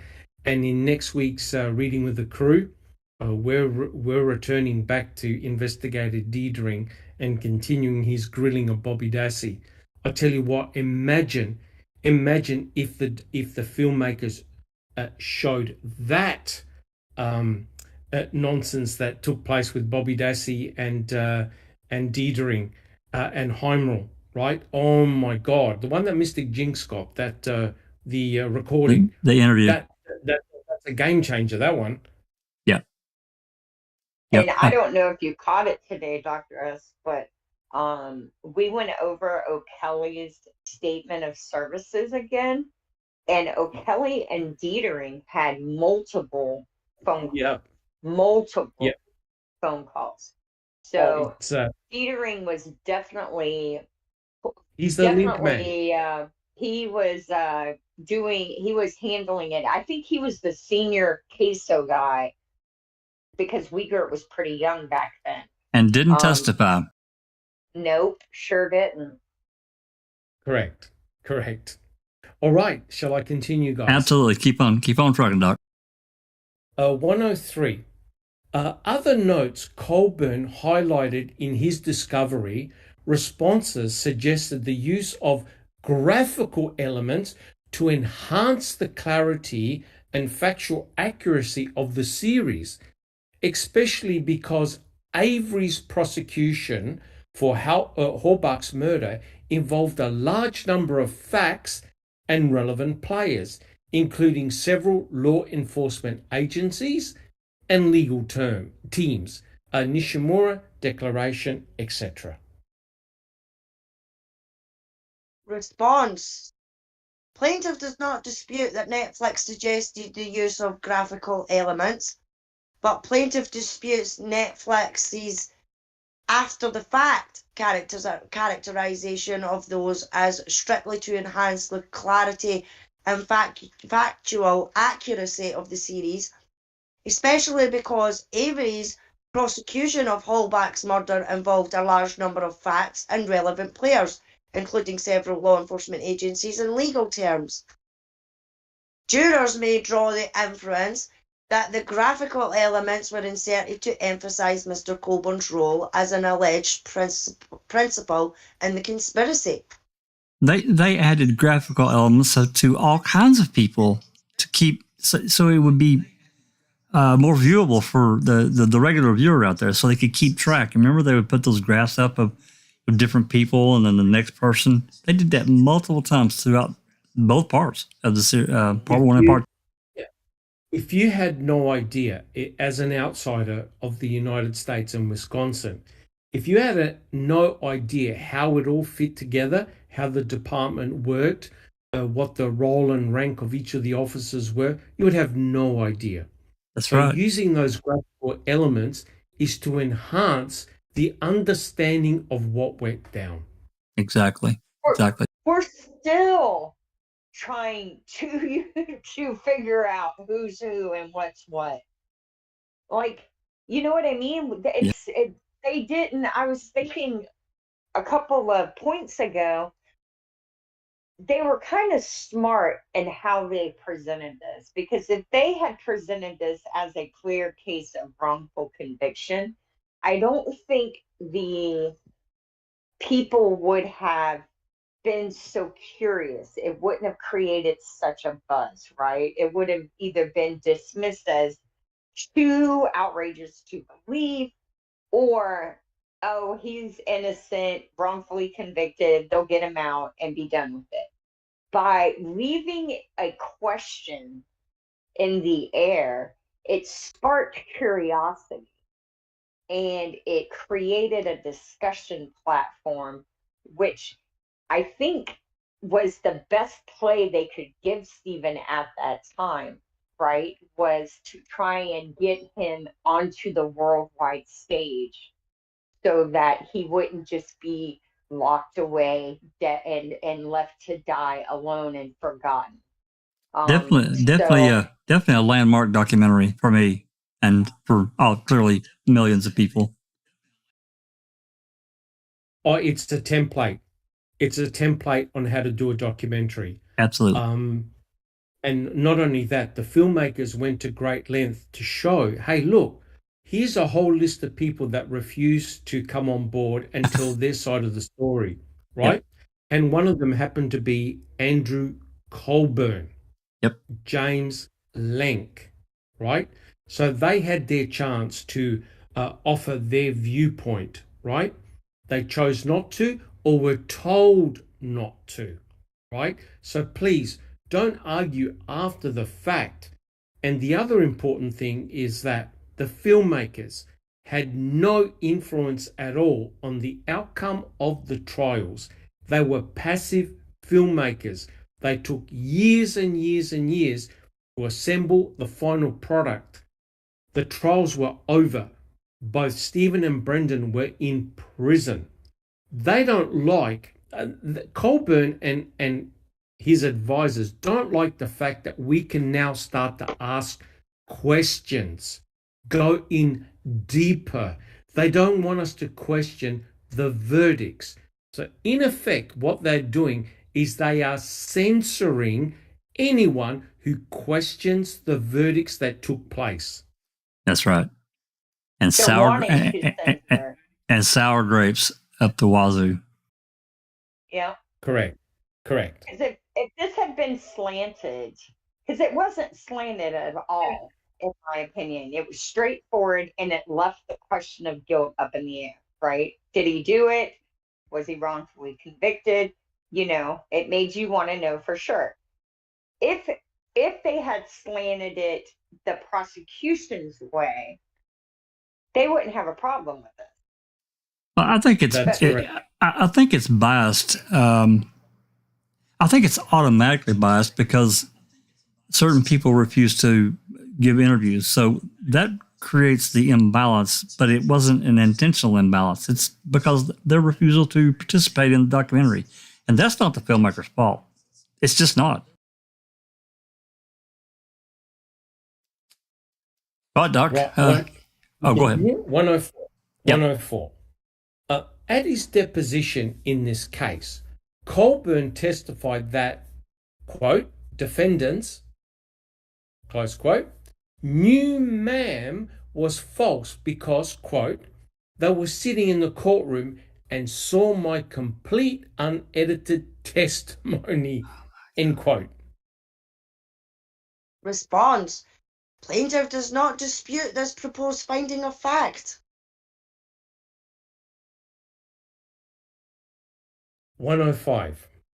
Asked how others could know Avery's frame-up theory was false when even Greaseback, a local resident who personally knew the accused officers, believed the theory was plausible, Colburn further testified, quote, I don't have an answer other than Mr. Greaseback didn't attend the trial, close quote.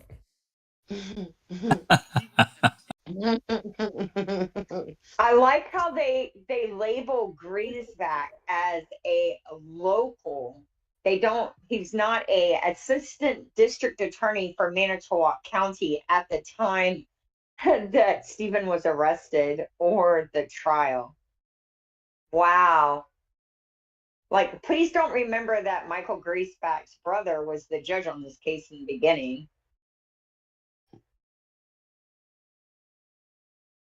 Ridiculous.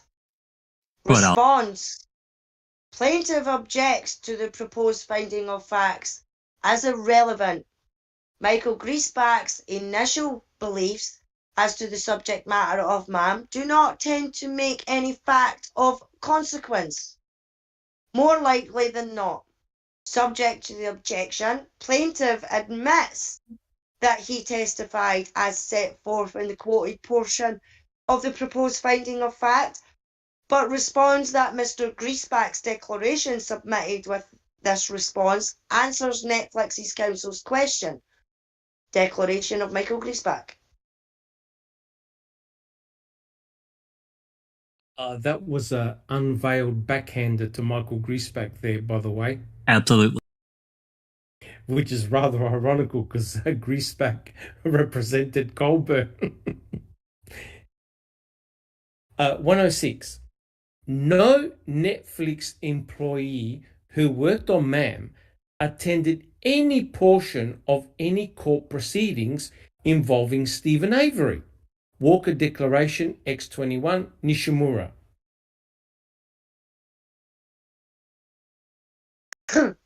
Response. Admit that Nishimura's and Del Deo's declaration as cited above state Netflix employees did not attend any portion of the court proceedings, but deny docket 279-21, page 11, addresses attending the court's proceedings. Are they trying to say that page 11 has proof that someone who worked for Netflix attended the court proceeding? Yeah, it's kind of the little tone there, but they weren't around. I know. They were a DVD movie company at that point. If they were streaming then, it had just maybe gotten started in 2007. I'm not even sure. Yeah. Do we have that 279-21, Yeah. page 11? I'm sure I've got it. Yeah, absolutely. Yeah, I'm sure I've got it. Absolutely. I'm sure we read it too. Yeah, gonna have to check that out. 107. No Netflix employee who worked on ma'am ever visited Manitowoc County. Walker Declaration, X21, Nishimura. Response. Plaintiff does not dispute that the declaration cited make the assertions in the proposed finding of fact. 108. No Netflix employee who worked on ma'am attended or conducted any interview of any person for ma'am. Nishimura Declaration 10, Del Dio Declaration. Response. Plaintiff does not dispute that the declaration cited make the assertion in the proposed finding of fact. 109. No Netflix employee who worked on MAM has ever spoken to anyone depicted in MAM. Nishimura Declaration, Del Dio Declaration. Response. Plaintiff does not dispute that the declarations cited make the assertion in the proposed finding of fact. 110. No Netflix employee who worked on MAM ever received or reviewed raw footage of the underlying events depicted in MAM. Nishimura Declaration, Del Dio Declaration. Response.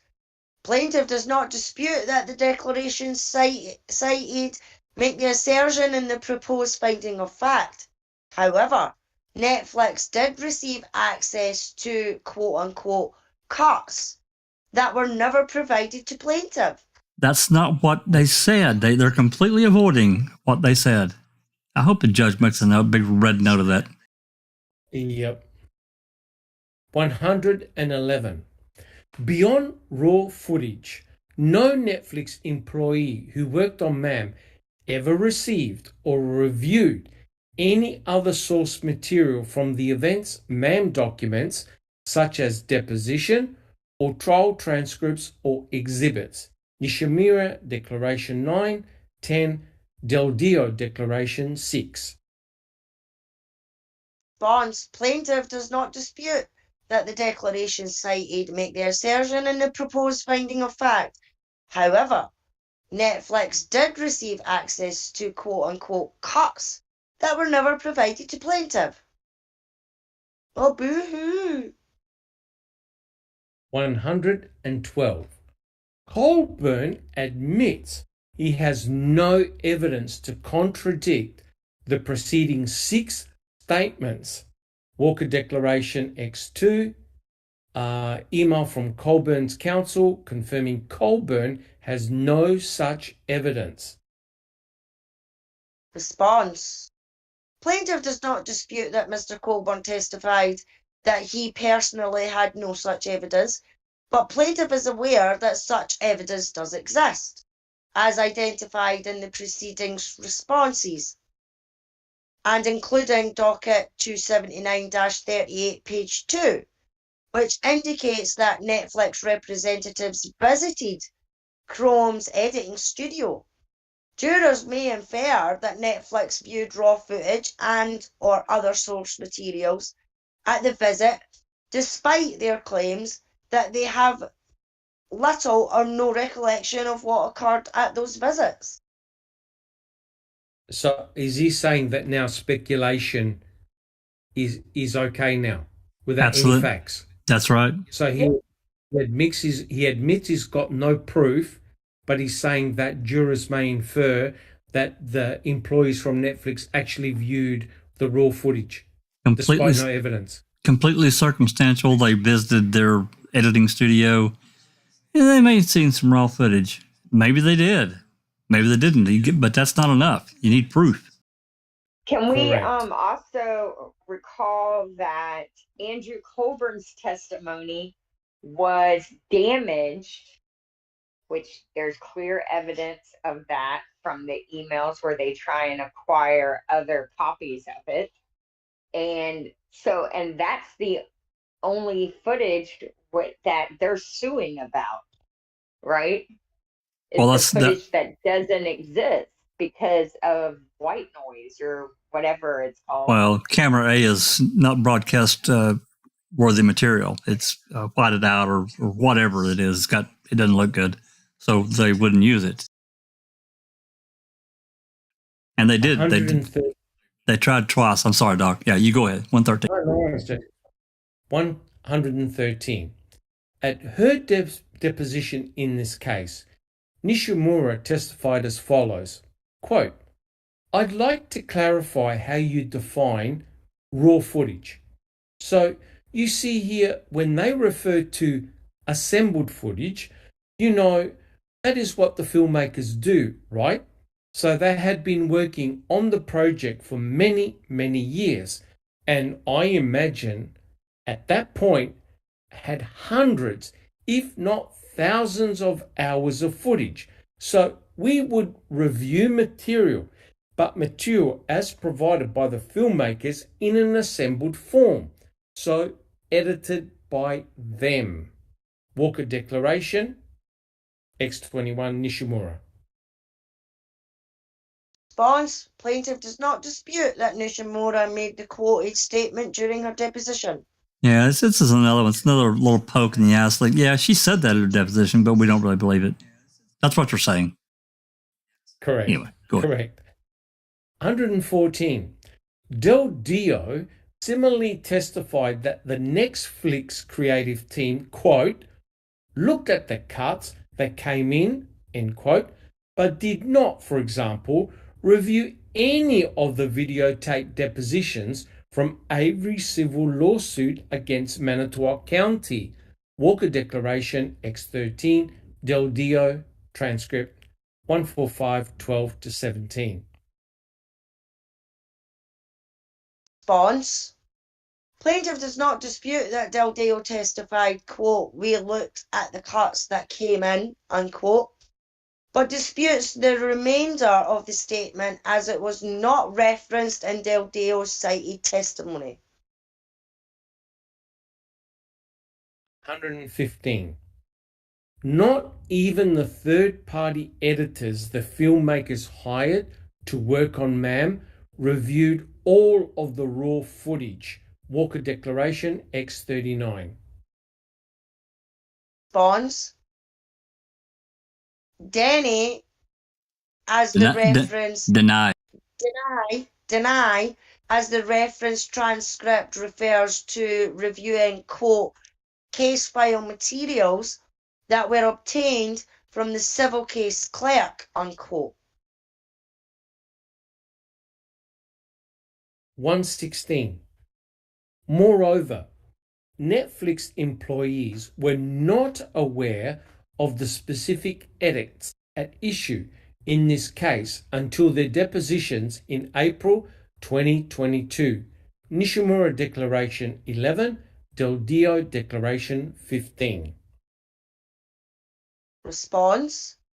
Plaintiff does not dispute that Nishimura and Del Dio so claim in their declarations, but disputes the statements as patently not credible, given that they were both originally named in the original complaint that described editing testimony, and the complaint was the subject of significant media attention.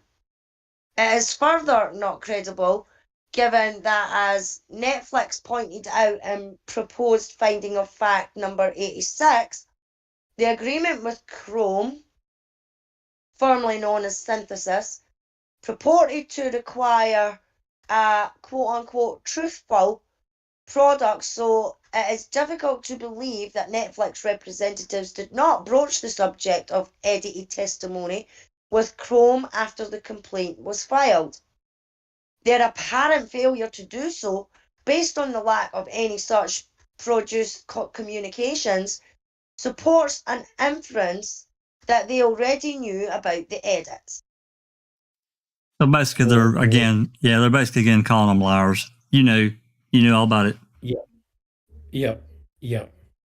I'm telling you right now, I hope the judge comes hard on Colburn and his attorneys. His attorney. This is ridiculous. It is. Yep, and his attorney. This is completely crazy. 117. At her deposition in this case, Nishimura testified that she did not personally have, quote, any knowledge of changes that are made, and so it's hard for me to speculate on motive for change, end quote. Walker Declaration 21, Nishimura 95, 7-19. Bonds. Plaintiff does not dispute that Nishimura made the quoted statement at her deposition, but disputes the statement as patently not credible. There you go. They're accusing them of lying, guys. That's right. Now, 118. Questioned about editing to the scene where Colburn testifies about the dispatch call. Nishimura testified that, quote, Colburn successfully makes his point, saying, quote, I should not have been, and I was not looking at the license plate, end quote. So I believe he made his point. And speaking to the macro, the jury found Stephen Avery guilty. So I think viewers must have heard this as well, end quote. Walker Declaration X21 at 176, 16 to 25, Nishimura Declaration, quote, I would not have had questions or concerns about the edits had I known about them at the time, which I did not. Yeah, I remember this, and there's actually a couple more in the creative team that basically said the same thing. I wouldn't have had any issues even if I'd have known about the edits. But again, Niflet or the filmmakers left in Colburn's statement. What more does he want? A flashing neon sign? Come on. Correct. Bonds. Plaintiff objects to the statement as non-responsive to the question that was posed to Nishimura and therefore subject to a motion to strike at trial. Oh my God. Subject to the objection, plaintiff does not dispute that Nishimura made the statement quoted in her deposition, but disputes Netflix's editing of the quotation in the proposed finding of fact, adding quote-unquote viewers when Nishimura was likely referring to the jury when she said quote-unquote they. In addition, plaintiff disputes the substance of Nishimura's comment as the quote-unquote point Mr. Colborn attempted to make in his testimony appeared to contradict testimony delivered moments earlier when, based on Netflix's edits, he was shown as allegedly having admitted that his call to dispatch was reasonably interpreted as that he was looking at the license plate.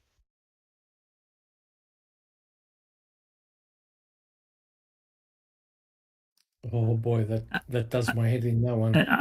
It's just a terrible response. I agree with you. It does mine too, Doug. Go. 119. At his deposition in this case, Del Dio similarly testified, quote, we trusted them to edit the show. So I'm not in a position to comment, to make a snap judgment here today as to whether or not a piece of footage that's raw footage should be swapped out or used within the context of the series. Walter Declaration X13, Del Dio transcript at 161, 13 to 21. Bonds. Plaintiff does not dispute that Del Dio testified as quoted in the proposed finding of fact, but disputes that the finding of fact consists of any testimony of any material fact, as Del Dio stated that he was not in a position to answer the question posed. 120. Del Dio unequivocally denied that he believes Ma'am to be asserting that Colburn planted evidence to frame Avery. Bonds. Plaintiff does not dispute that Del Dio so testified, but asserts that the testimony is inconsistent with the Netflix series notes, including the note that states, quote, setting Colburn up as the potential cop to plant the car works really well now, unquote. Barker Declaration X1. And Del Dio admitted that he reviewed the series notes. Barker Declaration Exhibit 16, Del Dio transcripts page 89 to 90 and 96. Plaintiff further responds that this is inconsistent with Del Dio's exchange with Ben Cotner, in which Del Dio wrote that it seemed that Buting's statements in the series were directly accusing officers of planting evidence and even murdering Teresa Hallback to frame Stephen for it. Barker Declaration, Exhibit 1. What the hell? What the hell? I It know. was Ken Kratz who suggested the cops had murdered Teresa Hallback, That's right. not Buell or Strang. That's exactly right. Told the jury that. If you believe they planted this evidence, you got to believe they killed her. Basically, paraphrasing, but yeah. Correct. 121. Both he and Nishimura likewise have averred that Netflix did not intend for MAM to convey that Colburn in fact planted evidence, and that it never occurred to them that any reasonable viewer would understand either the series or Netflix to be reaching a conclusion about Colburn's culpability. See Nishimura Declaration 18, Del Dio Declaration 10. Bonds. Plaintiff does not dispute that the Nishimura and Del Dio declarations state that they did not intend for MAM to convey in the fact that Colburn planted evidence, but disputes that the declarations include the statement that, quote, it never occurred to them that any reasonable viewer would understand either the series or Netflix to be reaching the conclusion about Colburn's culpability, unquote. Plaintiff further disputes the substance of the statements, as there is no reason that Nishimura or Del Dio would have been encouraging the Chrome defendants to use techniques to portray law enforcement officers as, quote-unquote, the baddies and as, quote-unquote, the villains of the series if they were not intending MAM to convey that they planted evidence, or at least were being reckless as to the truth or falsity. In addition, the testimony is inconsistent with the Netflix series notes, including the note that states, quote, setting up Colburn as a potential cop to plant the car works really well now, Barker Declaration Exhibit 1. And Del Dio and Nishimura admitted that they reviewed the series notes, Barker Declaration Exhibit 16, Del Dio transcripts page 89 to 98 and 96, Barker Declaration Exhibit 15, Nishimura transcripts page 54 to 55. Plaintiff further responds that this is inconsistent with Del Dio's exchange with Ben Cotner, in which Del Dio wrote that it seemed that Buting's statement in the series were directly accusing officers of planting evidence and even murdering Teresa Hallback to frame Avery for it. Barker Declaration, Exhibit 1. In the exchange between Del Dio and Cotner, which was also copied to Nishimura, in which Del Dio questioned whether the series was making a direct accusation by Buting against the officers, Cotner stated, quote, I hope people know it's just a theory, unquote. Barker Declaration X1. Wow, that's a really long answer to that. Really long, and it's thou dost protest too much to me. Yep. Correct. 122. The Netflix employees who worked on MAM did not doubt or have any reason to doubt the producer defendant's commitment to accuracy. Walker, Declaration X13, Del Dio at the following, and Nishimura, Declaration number 4. Response.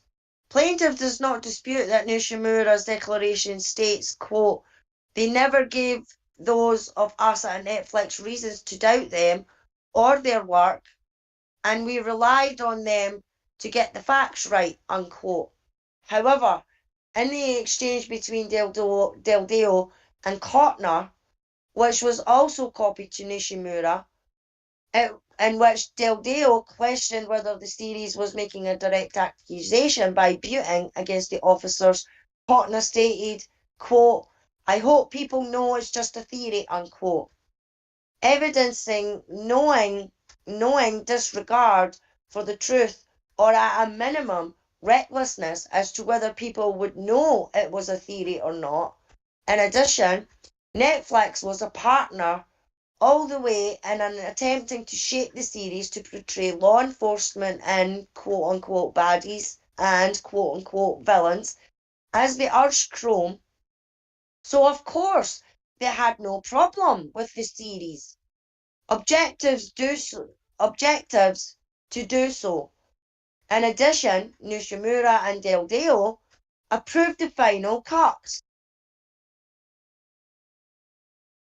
of the episode in the series and were aware of all the direct out-of-court accusations contained in it by Avery, Avery's family members, and Avery's various attorneys, and a pool hall strangers.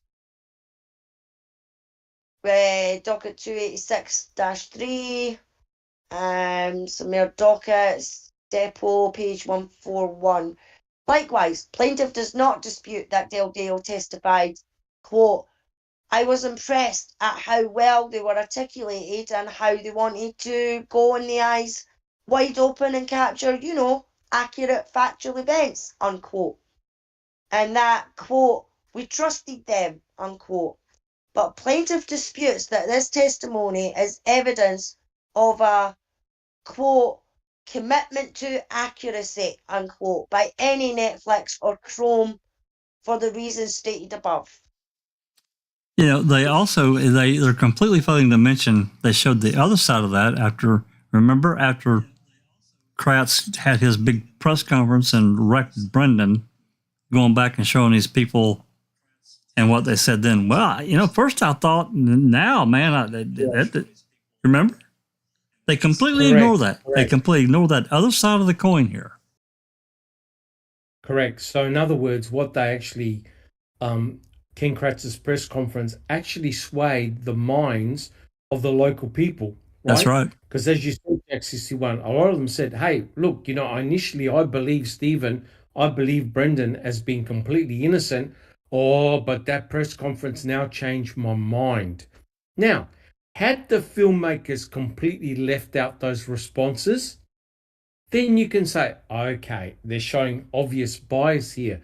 But they showed as much negative as positive comments from both sides of the fence.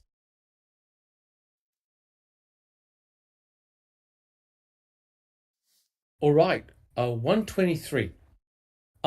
At his deposition in this case, Del Deo testified to the following, quote, I was very impressed how they wanted to capture, accurate, factual events, really follow the story from the Stephen Avery perspective and also from the perspective of the police officers involved in the case, Manitowoc, and let the subjects capture in an objective way what was happening, end quote.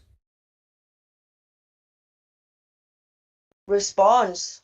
Plaintiff does not dispute that Del Deo testified as stated, but disputes that the testimony has any substantive value as to any issue in this case.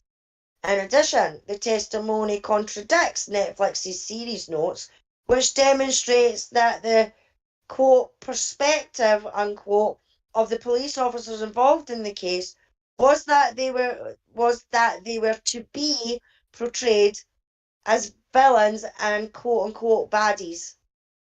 Barker Declaration. Well,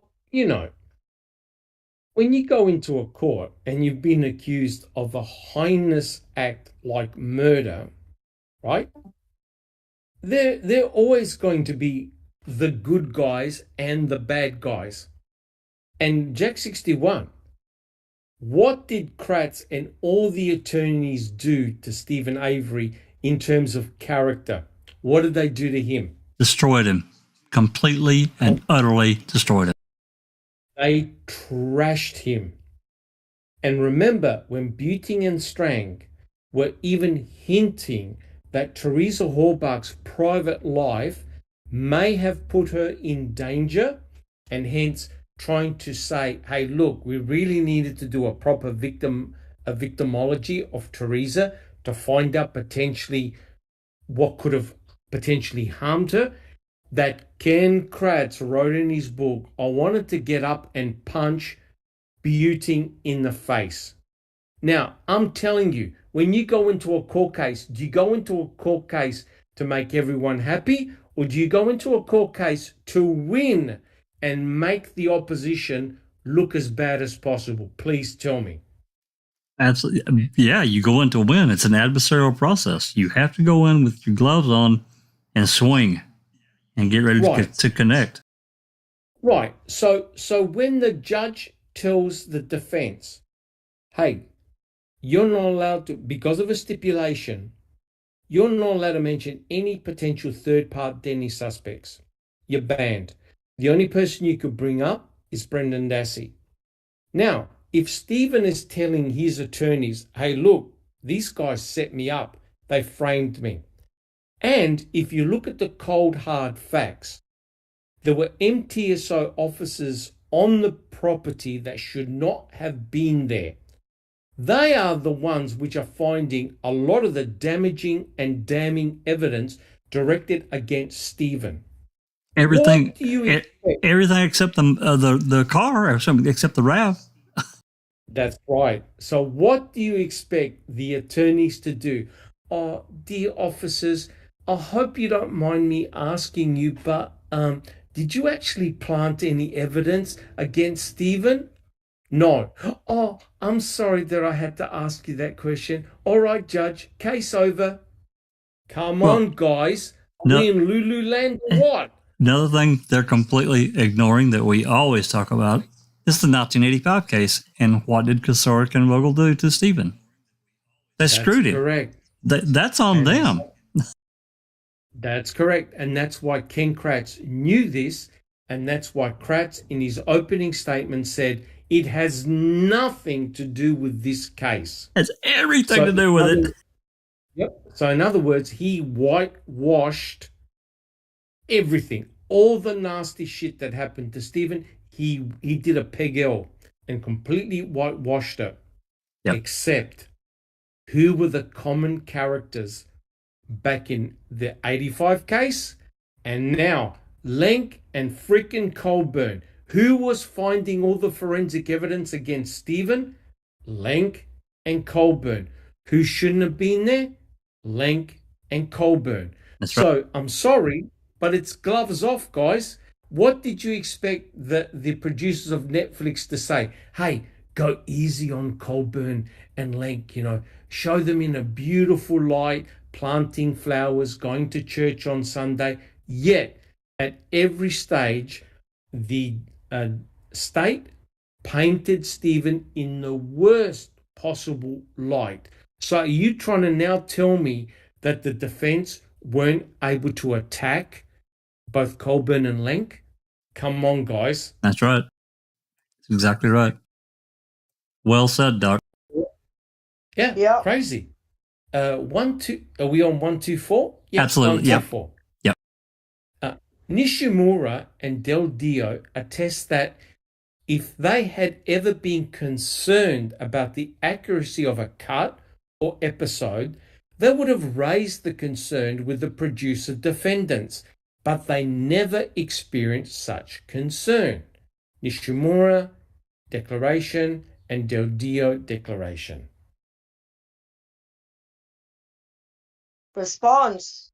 Plaintiff does not dispute that Nishimura and Del Dio's declarations so state, but disputes the proposed finding of fact, as neither Nishimura nor Del Dio are credible in asserting that they were concerned about accuracy as opposed to their stated goals of ensuring that the series was produced with the objective of quote-unquote marketing and quote awards qualifying unquote, not accuracy.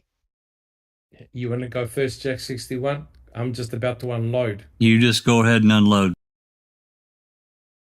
So this is what we discussed before. Are you now trying to tell me that these producers are going up to Netflix and saying, hey, look, hand over a couple of $1,000,000. We're going to make a documentary and we're going to fail at it.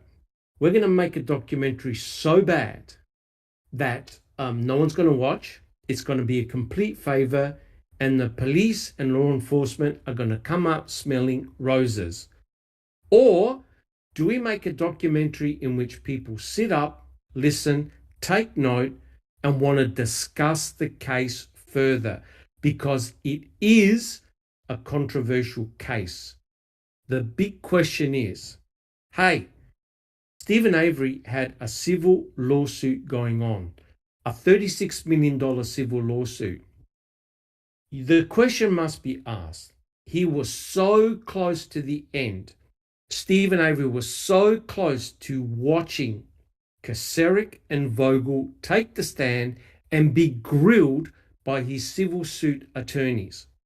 So he was so close to winning. Now, he may not have got 36 million. Even if he got $1 million, guys, the effect was it was going to embarrass the hell out of Kacerik, Vogel, the MTSO, and other officers. That's what Stephen wanted, justice, so it never happened again to anybody else. Now, the question is Stephen such an uncontrollable sexual pervert that he had to go and lure and kill someone who did nothing to him right on the eve of the two most important depositions ever? Are you trying to tell me that Stephen couldn't control his murderous urge and had to go back to prison, shame his family all over again, and get his nephew in prison as well for life? That's right. That's what the argument has always been about. And these bozos from Colburn and his attorneys are saying, no. I believe that the producers from the individuals from Netflix, they're all lying. They wanted to make the police look bad. I'm telling you now, Colburn made himself look bad. Nobody else. We have read the original trial transcript.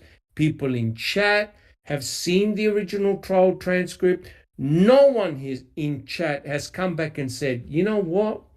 Damn, Netflix got it wrong. Not one person has said, oh, they made Colburn look like an idiot. You know, of course he wasn't guilty. Not one person has changed their mind. In actual fact, Colburn made himself look worse, not better. In my opinion, Jack 61 and Alice, Netflix could have gone even harder, but they didn't. Yep. Hey, you can Completely agree with that. you can just look at the 94, 95 call up until the day after Avery's released, and there's no doubt that call was an important call. And you know, they can kind of try to, what they've tried to do is, do you record every call you get? They can try to play that down, but it's Correct. bullshit, because most calls probably were innocuous. They were nothing. But a call from a Correct. detective that I'm sure had to identify himself and saying, hey, you guys got a guy in jail over there. This guy here I've got says he did the crime. I need to talk to a fucking detective. Come on. Correct. And And it's he doesn't. Yes. He doesn't write a damn thing for 8 years, Doc. Come on, Alice. Come on. Correct. Yeah, I know. Correct. And this is not just some unknown person that they put in prison. This was That's right. Gregory Allen, who had a freaking arm length of terrible crimes committed against women and children, and he was a damn sexual pervert, and he had this weird relationship with Vogel, right? He Because did. Vogel kept on downplaying all his offenses to lesser offenses, and he would have never done the same with Stephen. So something weird was going on between those two. And that detective in Brown County thought, holy shit, we've just arrested him, and he's just admitted to having committed a crime in Manitowoc, and someone's in prison for what he did. Let's have a look at his rap sheet. Oh my God, he attacked a woman or a group of people, masturbated, whatever, on the beach, on the very same stretch of beach that Penny Bernstein was sexually attacked. I think I better ring up the jail Manitowoc, and inform damn them. right. Hell yeah. So, I mean, God. that's a, it's so they want to stand back now and say that, oh, Netflix and the filmmakers made him look bad. Seriously? That act alone is horrible. That's on him. Because that's not on us. That's correct.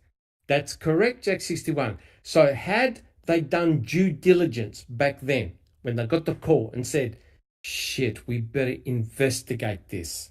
Right, let's get to the bottom of it. Oh, who is it? Gregory Allen. Bloody hell. You know, it's his MO. It would have spared Stephen, what, 10 years in prison? Yeah. 10 years? Absolutely. It would have spent 10 years in prison, right? Because remember what Judge Hazelwood did in 1996 about the extra allele that they found. Oh, no. Penny could have touched somebody else, a random stranger. Back to prison you go, Stephen. So everything went wrong for Stephen. And now they're saying to Netflix, oh, downplay it. Downplay it. Don't look at Colburn, downplay it. You've got to be joking. The whole shit show started because of that phone call, right? That's right. And who took the phone call? Colburn took the phone call. That's right. Right? And Lenk had the direct link to the blood vial. Okay, he didn't touch the blood vial. But, hey, how many coincidences do you want? So therefore, the defense directed their attack on Lenk and Colburn, right? Two officers that were deposed in the trial that shouldn't have been there. It's their own damn fault. 100% agree. And Judge Ludwig, I think, is going to see that clear as day. All he has to ask Colburn is, Officer Colburn, were you meant to be on the Avery salvage yard that day or any other days? No, sir. I should have recused myself and I should have told Sheriff Pagel that I was in Stephen's civil suit. Officer Colburn, did you actually tell Sheriff Pagel this? No, sir. I'm telling you now, if I was Colburn, I would head for the exit door really quick. Absolutely. Quick. Jack 61, we continue? Yeah, well, first I wanted to say hello to a couple of people that have joined us. One is my internet wife, Nosy, and Yoga Chair for the Ages has joined us. And that's all I see right off the top. But yeah, please go ahead and continue, guys. Galata, okay? Oh, yeah, I saw Gala. Yep, I saw him join. Yep, watch him close, guys. This is 125. Correct. Colburn asserts that because Netflix wanted to sensationalize an old, forgotten story and hook viewers to make more money, Ma'am is biased and unfair, and that Netflix, unlike him, quote, has an instinctive distrust of law enforcement, end quote. And at the bottom it says, Netflix intended to, quote, inflame viewers to dislike him, end quote. Oh, and it says here, Netflix employees wanted viewers to, quote, see police as adversaries, end quote.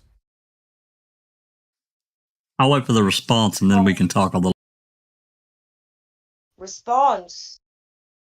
Plaintiff denies Netflix's characterization of the second amended complaint. The paragraphs cited do not state that MAM is biased and unfair. Quote, because Netflix wanted to sensationalize an old forgotten story and hook viewers to make money, unquote. However, as noted in the immediately preceding proposed finding of facts, Netflix did act with stated goals of ensuring that the series was produced with the objective of quote-unquote marketing and quote awards qualifying, unquote, Barker Declaration. Plaintiff's quoted deposition testimony is, quote, I do not have an instinctive distrust of law enforcement, unquote, but does not say Netflix does. Plaintiff does not dispute that plaintiff asserted in discovery answers that Netflix intended to, quote, inflame viewers to dislike him, unquote, and Netflix employees wanted viewers to, quote, see police as adversities, unquote. Bullshit. Absolute more bullshit. The actions speak for themselves. Despite any minor editing, and it was minor, that their actions are what people took, and then the discovery that so many of us made through the documents and radio calls and lack of radio calls and withholding, and years in the process of still trying to get this general information, this regular shit, still having a really difficult time getting it. So again, that's on them. Does that mean I don't trust them? Yeah, I'm jaded at this point about certain people. I am. I admit it. But I'm still willing to stick my hand out and try to make the debate. And just to make matters worse for Mr. Colburn, remember when he said, 99 Toyota? And Strang asked him, did you say that? And he goes, no, I thought she did. And they replayed it. Now, wait a minute. That's not editing. That's not editing. So, therefore, the moment he said, I thought she did, that the jury were already, their minds were already ticking over. Oh, God, if he can't remember that, did he actually lie on that statement? Did he really see the number plates? Did he actually see Teresa's RAV4?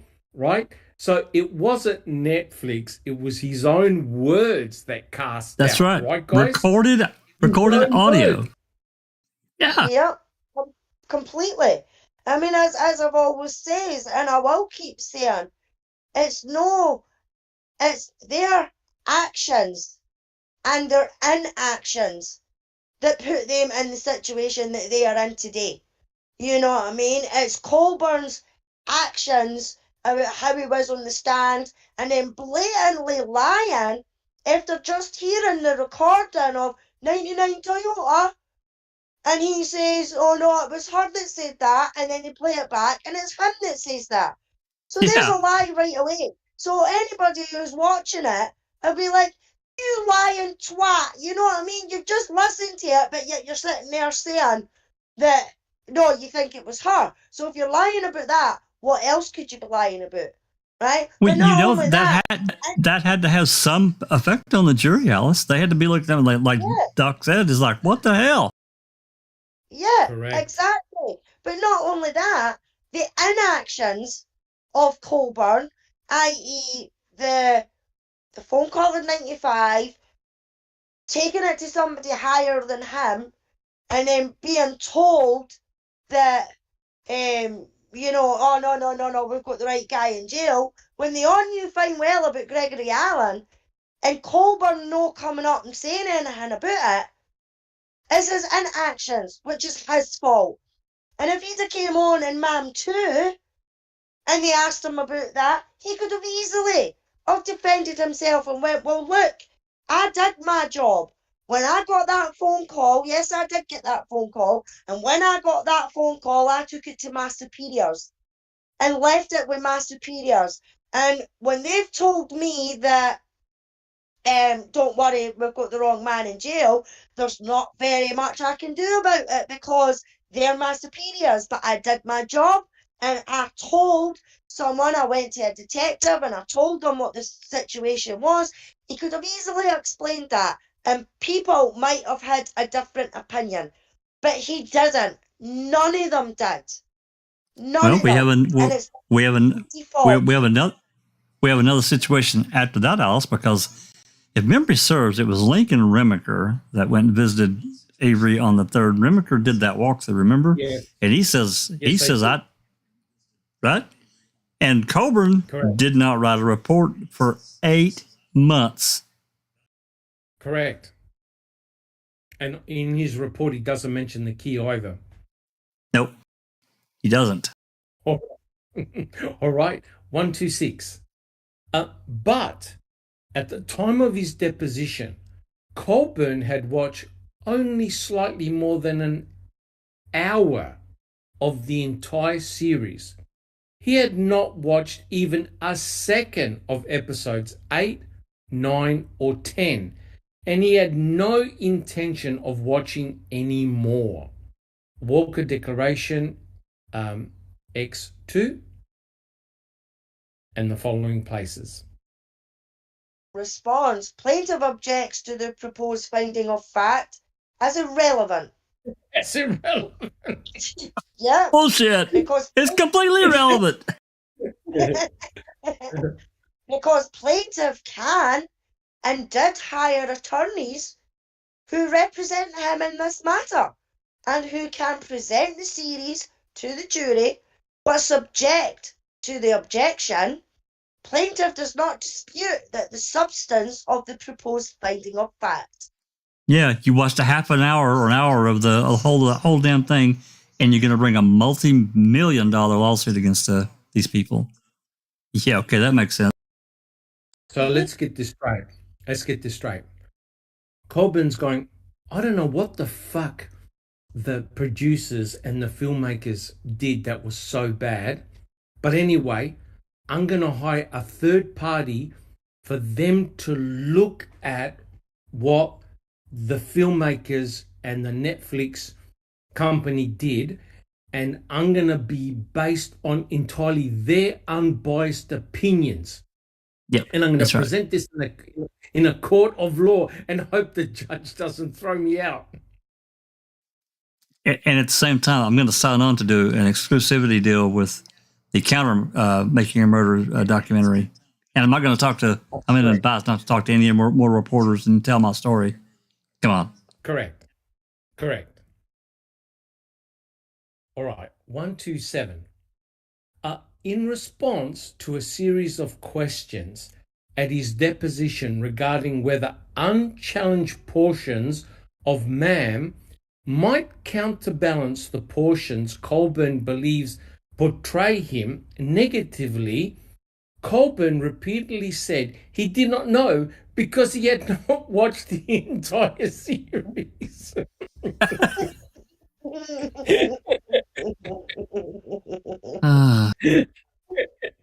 See, that would, Doc and Alice, that would be, if I was the judge, that would be probably the most first question I would be approaching to the lawyers or Colburn himself, call it if he was on the stand.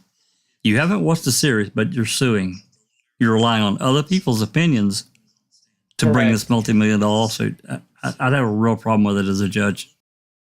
Yeah. And they may have ulterior motives as well. Hint. Sure. Response. What? Yeah, go ahead.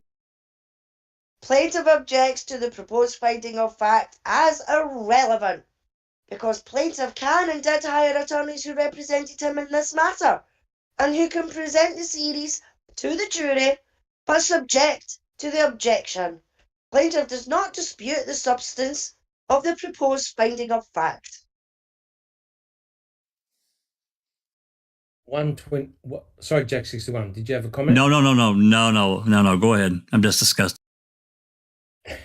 128. Colburn's only basis for claiming that Mam was biased against him, or that it somehow conclusively asserted he planted evidence, thereby defaming him, were calls and messages he received from anonymous individuals who he concedes were not reasonable viewers and who may not even have watched Mam. Bonds. Plaintiff disputes the interpretation of his testimony as asserted in the proposed finding of fact. Plaintiff testified that he relied on counsel to analyse the basis for claims against the defendants based on the series. Barker Declaration, X14, Colborn Depot, page 58-59 and 294. Furthermore, plaintiff identified other instances where Mam's interpretation by the public was made apparent to him, including, but not limited to, having his car put on Facebook, having someone at the hospital make social media posts about seeing him, and Scotland Yard issuing a statement that he was not credible. Okay, well, that's their opinion, you know. That's not defamation, it's an opinion. But, Jack, why the fuck is a Scotland Yard, an English police force, his opinion got anything to do with this? Nothing. Nothing. Because Nothing. we're across the fucking pond. So anything that we say across the pond means fuck all in legal terms when it comes to courts and things like that in America. You know That's what I right. mean? So why are they bringing up a Scotland Yard? It wasn't even a statement, it was a news article that they done. Clawing and scratching. Clawing and scratching. Yep, Oh you cannot express an opinion. That's what the problem is. You're not allowed to express That's right. an opinion. That's right. 129. In text message exchanges with Colburn, Schuller, who is a producer of a rebuttal documentary tentatively entitled Convicting a Murderer, CAM, said that its director was, quote, very pro-LE, unquote, meaning pro-law enforcement, that CAM would convey to viewers that Avery was, quote, gaff, meaning guilty as F ...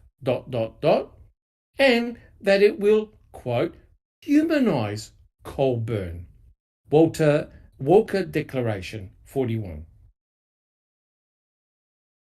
Bonds, plaintiff objects to this proposed finding of fact because as a lay witness, Brenda Schuller's opinions are not relevant or admissible. Without waiving said objection, plaintiff does not dispute the testimony of Miss Schuller's quoted. What the hell? What the hell? Wait a minute. You're the one that involved Schuller. You're the one that fucking told Brenda Schuller about what your lawyer and that was telling you. So you're the one that's made it fucking irrelevant or inadmissible or for her to claim privilege or anything like that. So everything Definitely that you relevant. set up as a third party is definitely fucking relevant, mate.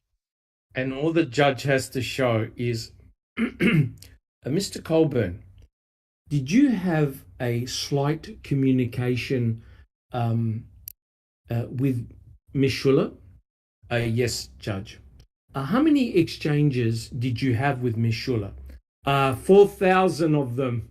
Oh, really, Mr. Colburn? And you say Wow, it's is it not that relevant, do you? Yeah, is it that big? Oh my God. It's very relevant, and it's connected directly to CAM. It is. Correct.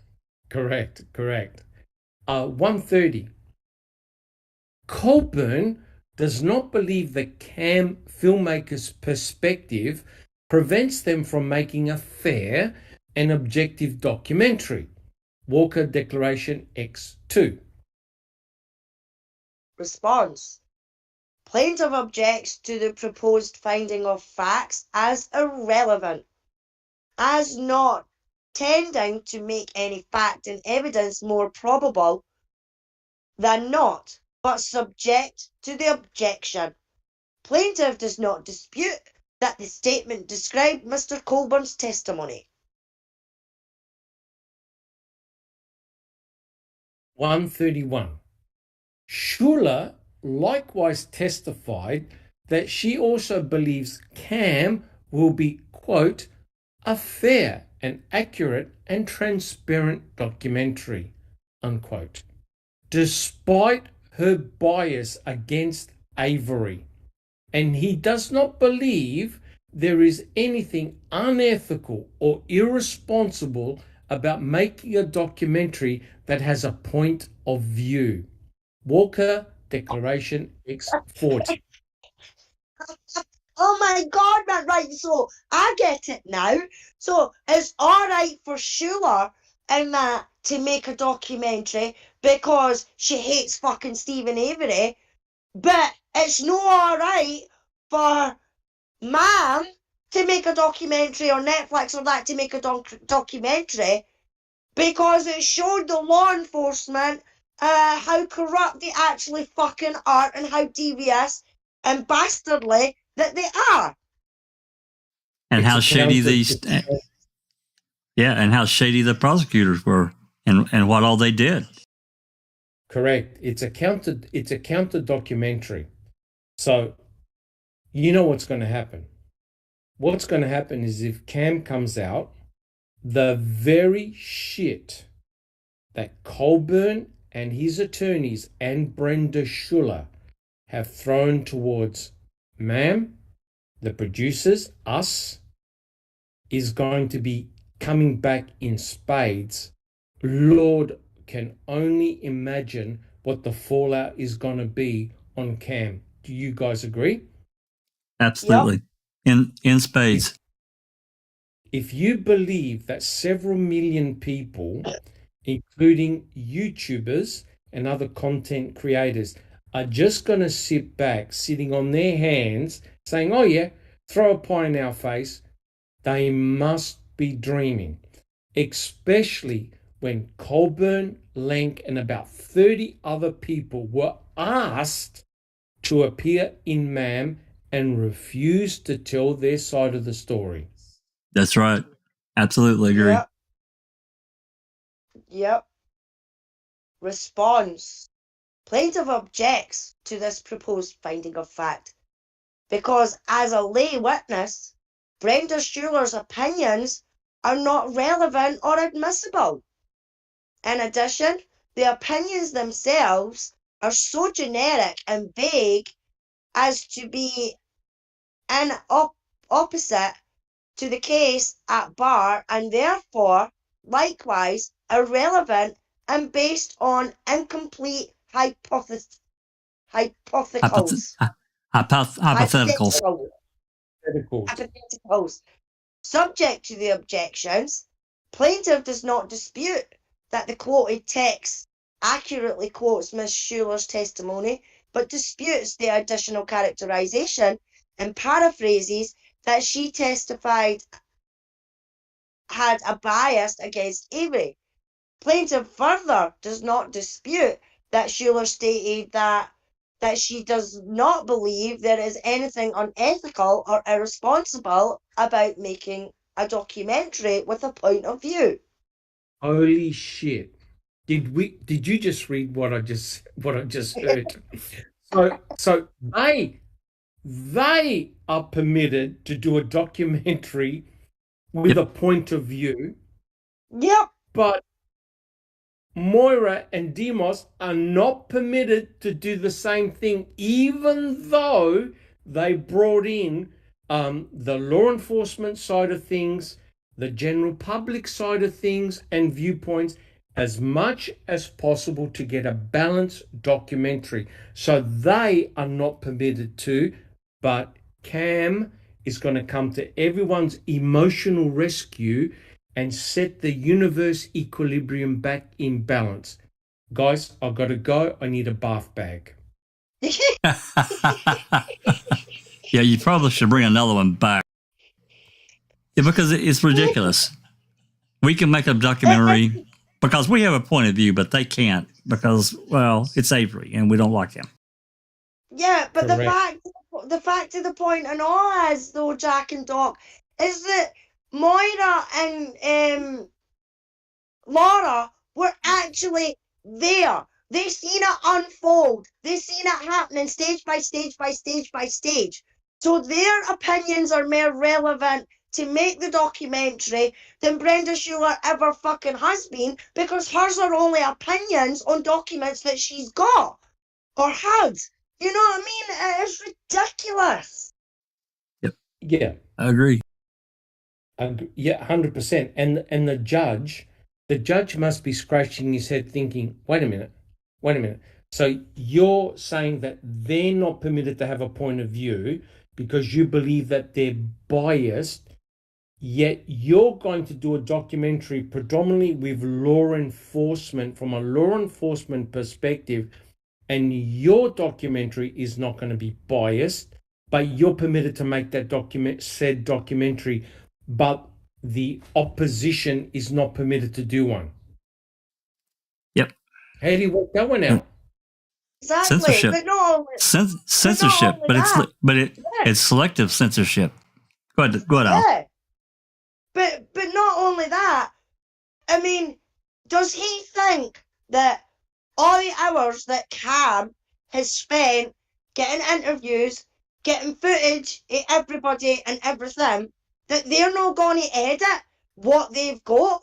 Because if they've sat with people for an interview that's lasted 2 hours, 6 hours, or whatever in one point, are they going to put that whole 6-hour interview in an episode? Not a chance in hell. No way. Not a chance in hell. I think so.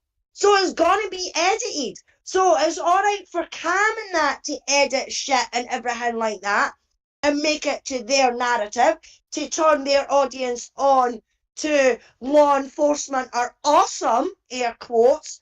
You know what I mean? It is so ridiculous. What's good for the goose is good for the fucking gander. And in the end, the judge will ask Colburn, how come you failed to appear with your side of the story in Making a Murderer, which was shown to millions of people around the world, and you had your opportunity to say, hey, look, you know, I didn't plant any evidence. I'm sorry that it may have come across, etc., etc. But he didn't. He kept silent. Exactly. Jack 61, we continue? Yep. Keep on going. Yeah. 132.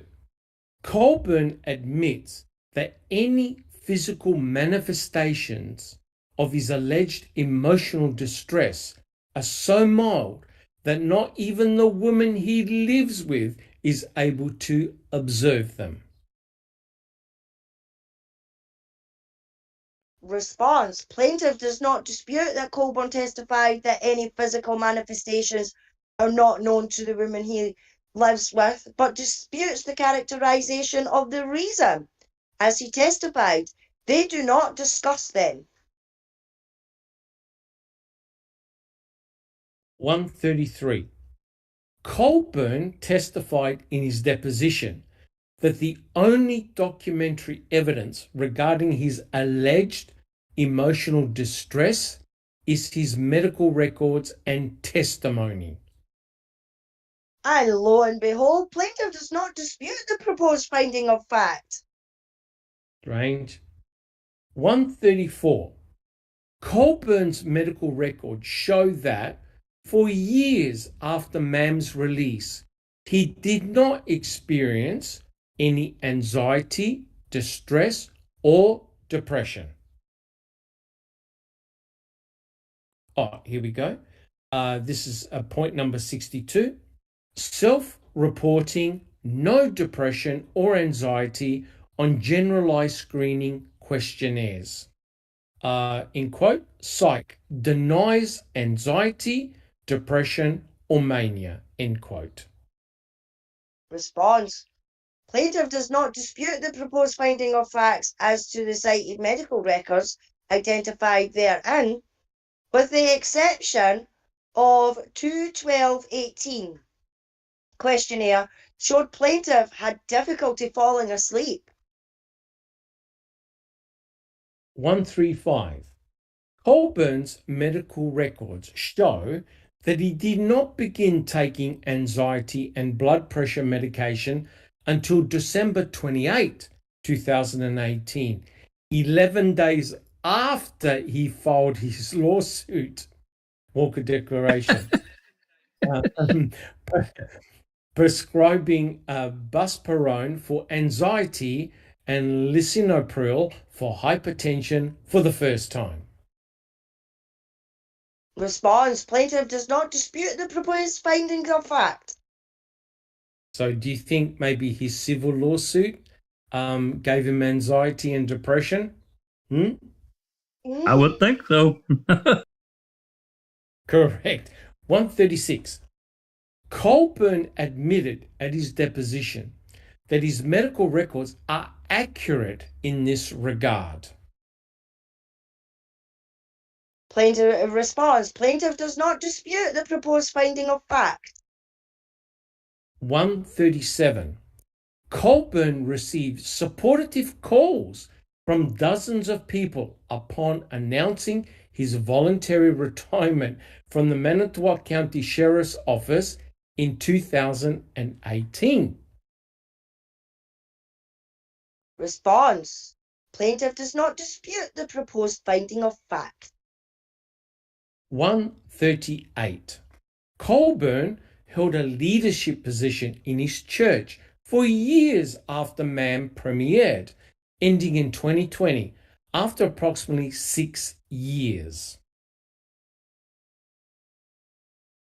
Response. Plaintiff does not dispute the proposed finding of facts. Panko. I wonder if the problems with his zipper, affected that. Yeah, you would think. Panko Declaration 4, docket 278 states Colburn served as a church elder for 6 years until 2020. Yeah, when your wife found out that you were dropping your kicks for anybody and she kicked you out. 139. Colburn testified at his deposition that the evidence planting allegations raised in Avery's murder trial harmed his reputation years before MAM's release.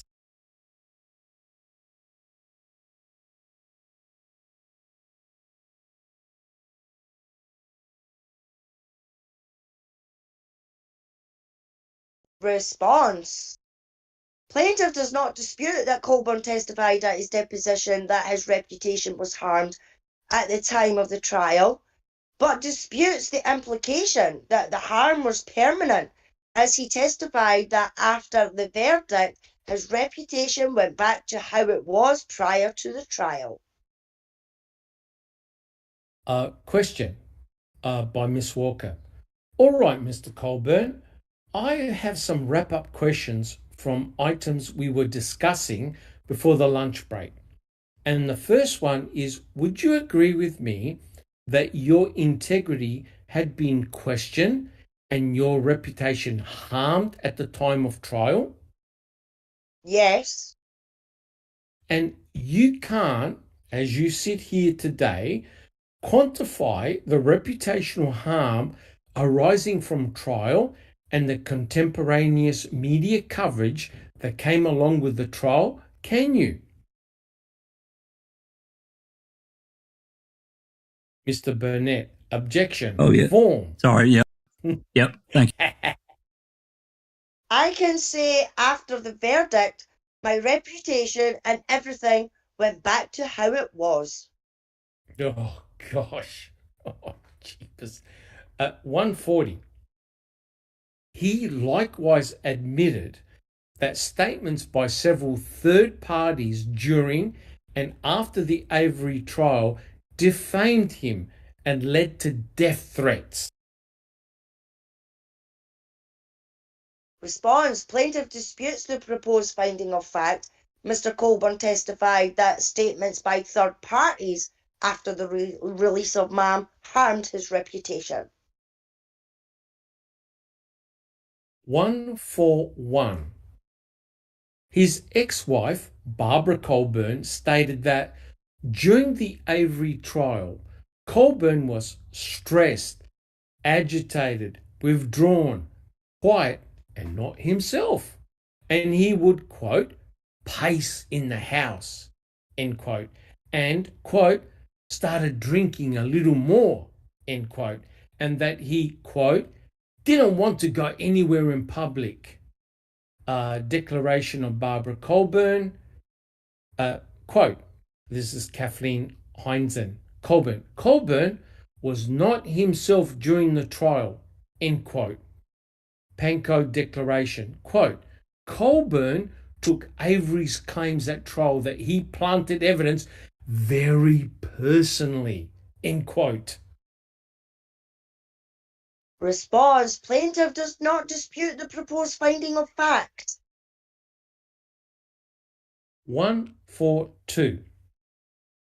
At his deposition, Colburn agreed that the Avery murder trial was emotionally difficult for him, specifically that he, quote, wasn't himself, end quote, during the trial, that he was quiet, that he could only focus on the trial, and that he stopped going out in public during the trial.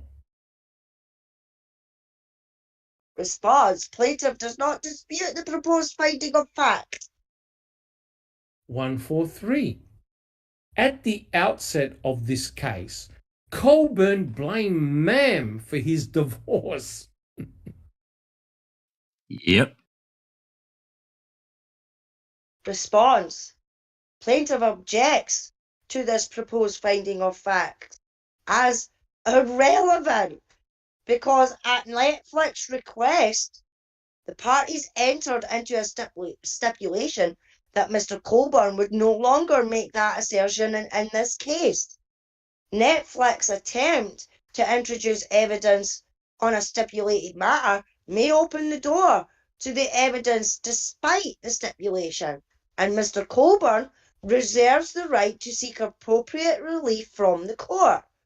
Subject to the objection, plaintiff does not dispute that plaintiff stated in the above referenced interrogatory answer that, quote, my inability to go back to the person I was before Ma'am destroyed my 30-year marriage and the marriage ended in divorce, unquote.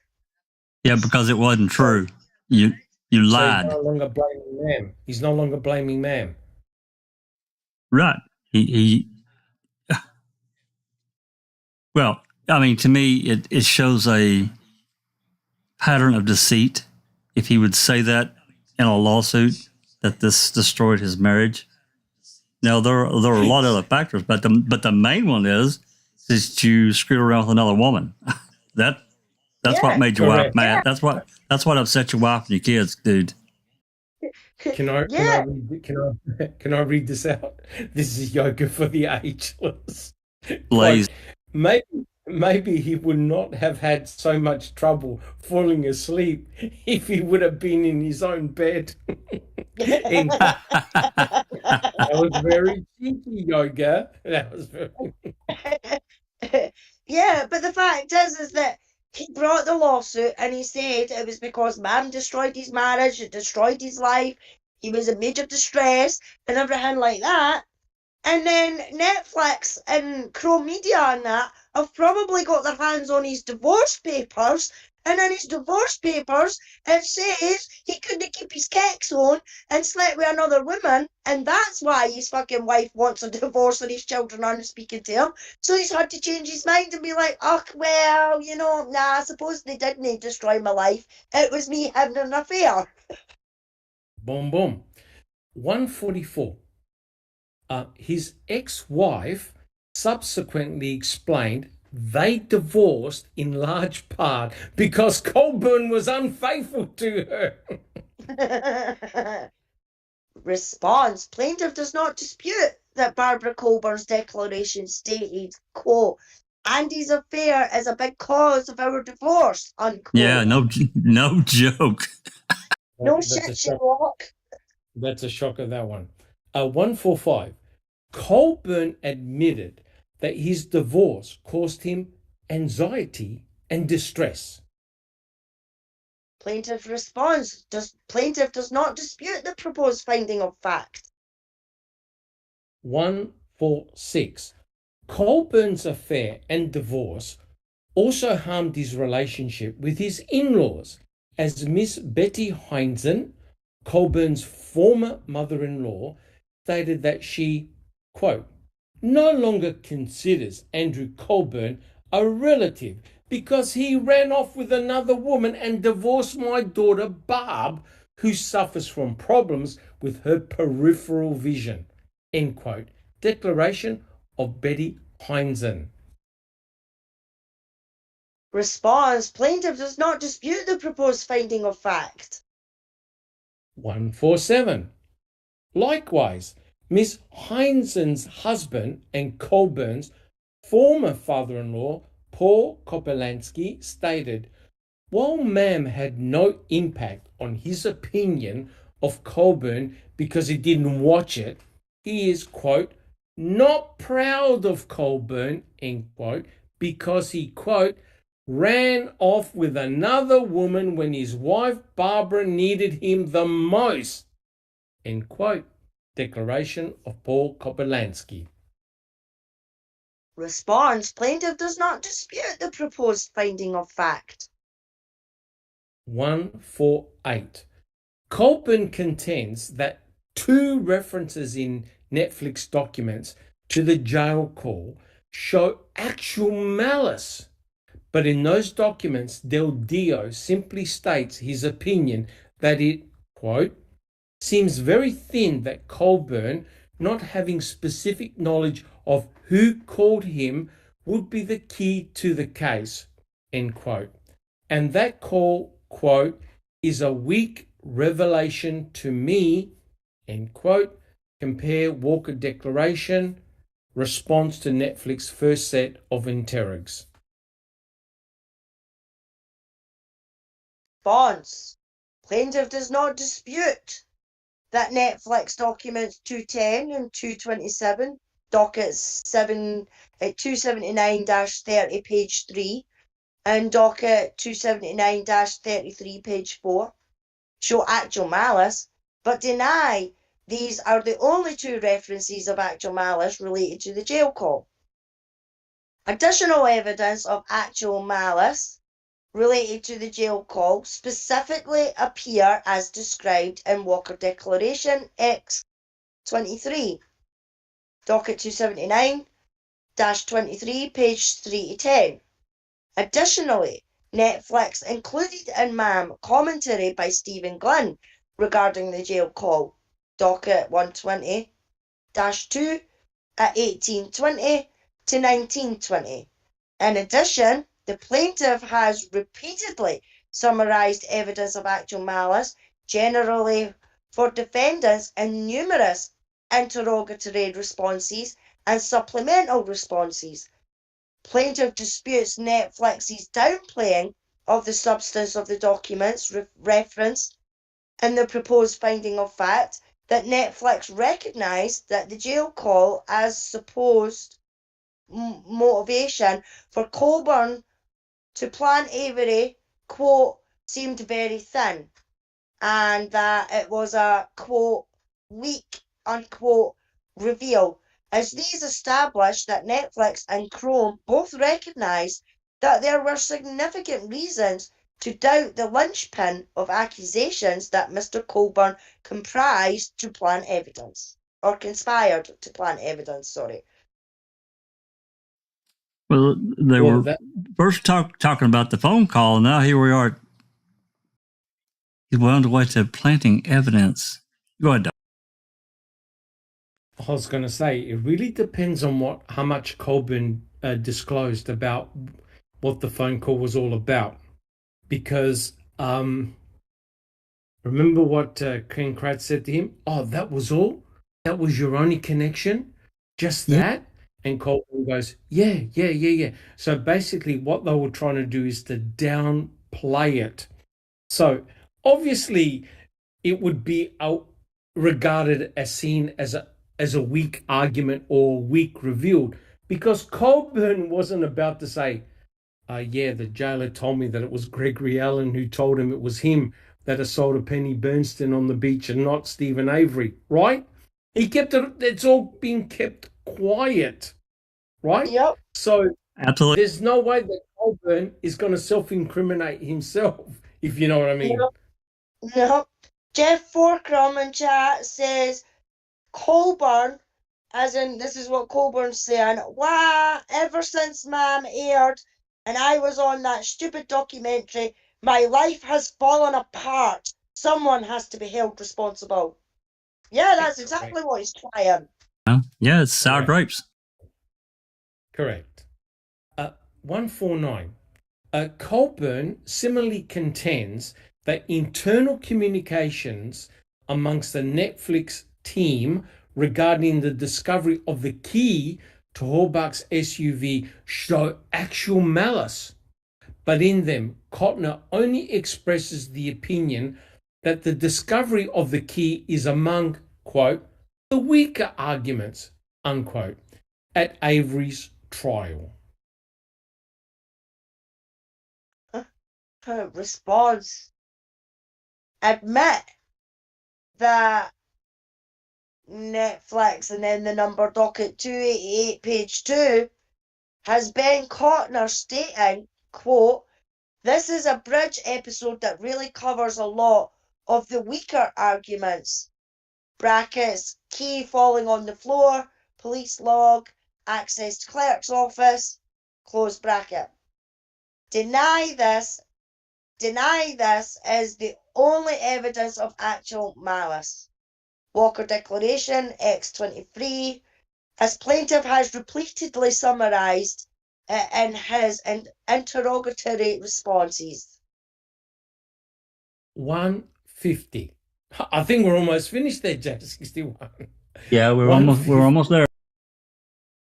Colburn also points to Netflix's employees' notes and communications regarding music in the series. But those documents showed that Netflix employees suggested, quote, a thriller, atmospheric score, end quote, that would, quote, punctuate, end quote, key points, end quote, and, quote, really up the stakes, end quote, for viewers, such as with, quote, danger music, end quote, at a climactic point. Oh, dear. Serious. Just like any other movie, film, documentary, drama series, TV show, Movie. They all do that. They all have their music in it when it's a dramatic finish or a... Even a lot of these podcasts today have music throughout them. The introductory, while they're talking, music is part of our life. It's ridiculous. Go ahead. It's ridiculous. I mean, there's a TV show here in the UK, and it's called EastEnders, right? And it has been on for years and years and years. I mean, like, I'm talking a good 20 years, if not more. EastEnders has been on, and at the end of each episode, they kind of leave it on a cliffhanger, and they actually do a thing, and it goes, do, you know, and it gets to the point that the people that are in the show actually get excited and stuff like that if they get a do at the end, of the show. You know, that's like the highlight. Oh, you've made it. If you get the do at the end of the show, then that's it, because people are going to Well, go and they're going to watch the next show. You know what I mean? well, It's just ridiculous that he's bringing up this shit about music and everything like that. can you see now? After this, Steven Spielberg is going to write a note. I'm sorry, guys, for putting durdum in the film Jaws. In the film Jaws. Oh, Jesus. Yeah. There's a big shark coming to bite your ass, but I'm going to play you some Yeah. song. That's a big Here shark. comes the shark. Yeah. Here comes the shark. That's it. Doc, John Williams is going to come out probably here soon and say he's withdrawing all his music from Star Wars. Correct. Too suspenseful. Read his Oh, response my there. word. Read the response there, Alice. Response. Plaintiff does not dispute that Netflix employees suggested music to fit the quoted terms above, but the documents also show that Netflix employees sought to include music to help identify law enforcement representatives as, oh for fuck's sake, as quote-unquote baddies and quote-unquote villains of the series. Barker Declaration X1 and 2133. X2 Manhattan 793, from which jurors can draw inferences of actual malice towards law enforcement by Netflix in its participation in the production of the series, dated this 4th day of November 2022. I figured it was Burnett that penned this. I just had a feeling. I mean, April's on here too, but I really think that Burnett is the one that did the lawyering personally, because I don't like him. I just don't. But that's me. That's my opinion. Wow, we made it. We joined us in chat. Hi, TTM. She says, needed a little Alice rant before my head hits the pillow. Well, you're very welcome, TT. I tell you, this document, wrap this one in a bow for us, Doc. Well, it's completely ludicrous, full of holes, sets a potentially dangerous precedence for any documentarian, filmmaker, anybody. And yet Cam has got the gall to point fingers at Netflix and then is doing a counter documentary, right? And in terms of what they were saying about the music, now this is completely ludicrous. Now, if they showed Lenk and Colburn during the trials and they focused on their face, the background went really dark, and they put a police siren in the background and howling dogs and pointing fingers, well, then you might argue, oh, well, I think the producers are showing a little bit of bias here, right? But for God's sake, you saw the footage, the court footage, as it was shot, right? And now, because they've used music, they're now accusing of making the police out to be the bad guys. So does that mean that convicting a murderer will have silence, no movies, no editing, nothing? No music, no theme, nothing to theme it. Is no way. Correct. And they could have even put up, just to add to your the descriptor there. They could have put up and read, didn't turn in report for 1995 call that was clearly a very important call of this Brown County detective. 2005, didn't turn in a report for 8 months for when he and Remaker went to Avery. There's just all kinds of things they could have done to really paint a terrible picture, and they didn't do that. Sorry, they didn't. Correct. Well, I can tell you, I'm glad we read it, but I'm glad it's done. Yeah. Me too. Me too. Well done, Alice. Well done. Absolutely. You guys did a great job. An absolute great job. We've been at it for 3.5 hours. And so let's wrap this up, let everybody get to their business. We're going to start with this the next time. I don't know. I'm not going to say yet, but we're going to go back and start on the next one. This next one is an addendum that Burnett kept referring to as these summaries for these various episodes. We'll look at a few of them. We're not going to read them all because we're just not. It's just ridiculous. We don't need to do that. But we'll read a few just to get a flavor of what the summary is so we can connect it to this prior document. So that's where we'll leave that. From here, we've got we've got up through document 335. There are some attachments to some of these, yes. So yeah, we'll get through those as however we need to. If they're pertinent, then we'll certainly read.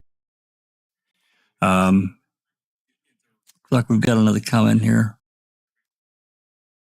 Let's burn all the. Well, I'm going to show this comment from Jeffrey. This does go back to censorship, as Doc said. That's what it's about, in my opinion. That's at the heart of it. I just don't see any way possible that Ludwig will let this continue. I just don't. Alice, final comments. What a load of shite. It was a load of shite. It really, really is.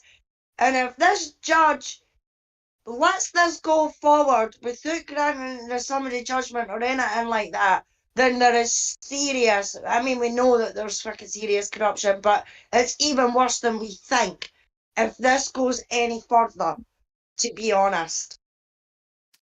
Yeah, I mean, we still got several documents to get through. We're not all the way up to date, but yeah, I agree with you. Doc, final words? Yeah, I just couldn't believe what we were reading. But you know what? I know it was tedious, but I'm really glad we did, because it gives a perspective of what the other side, in quotes, is thinking, and how they tried to rip apart everything that was in MAM. And it goes to show, guys, the gloves are off. This is serious business here. There's no mucking around. Yep. And I think that we can all be glad that Lita is at the helm of the other side. I'm not necessarily a corporation, somebody that, pulls for corporations. However, in this instance, because of what they represent in documentaries, not just Netflix, you've got many others too. National Geographic, Amazon. I mean, there's just, I'm not going to name them all, but you get what I'm saying. These documentarians, there's absolutely no way that I just don't see it. I'm sorry, I don't. So with that said, I'm glad we read it. It was tedious, but hell yeah. Yeah, exactly, Jack. I mean, it needed to be done just so that we could realise just how pathetic and stupid that Andrew Colburn is actually being, and how petty and, the semantics and the, I said, I don't know. No, I don't know. Not no, sir. It's still the friggin' same. You said no. You know what I mean? The first part is no, and materially what comes after that, you know what I mean? And it's just ludicrous and stupid. It's all over again. Yeah, it's completely unreasonable, unrealistic. So, yeah, I agree. So we'll start again. I don't know if I'll do anything tomorrow. Maybe Friday. I don't know. We may wait till next week to get into more of them. But I want to get these finished because I want to be caught up before Ludwig, makes any kind of ruling. So we'll take a look, and I'll take a look at the schedule, and we'll go from there. With that said, certainly like to thank everyone for sticking around and going through this this crazy-ass document with us and the rest of them. We really appreciate it. And if you like what we're doing, Give us a like, a subscribe, share the video, talk about it. Keep the case active because this case is definitely tied to making a murderer right at the hip. And making a murderer is Avery and Dassey. And we need to keep that in the forefront. And, here we are, 14 days deadline that the state has to reply. So that should be coming soon. So Yeah, Yoga for the Ageless says, ever since I watched Man, my life has not been the same, and I am seeing a lawyer. same here. Coming up on 7 years for me. God. Anyway, all righty. I'd like to thank Doc and Alice for the excellent reading. Thanks, Cherie, for getting these documents to us quickly. And with that said, until next time, this has been a Foul Play production. See you, everyone. Bye.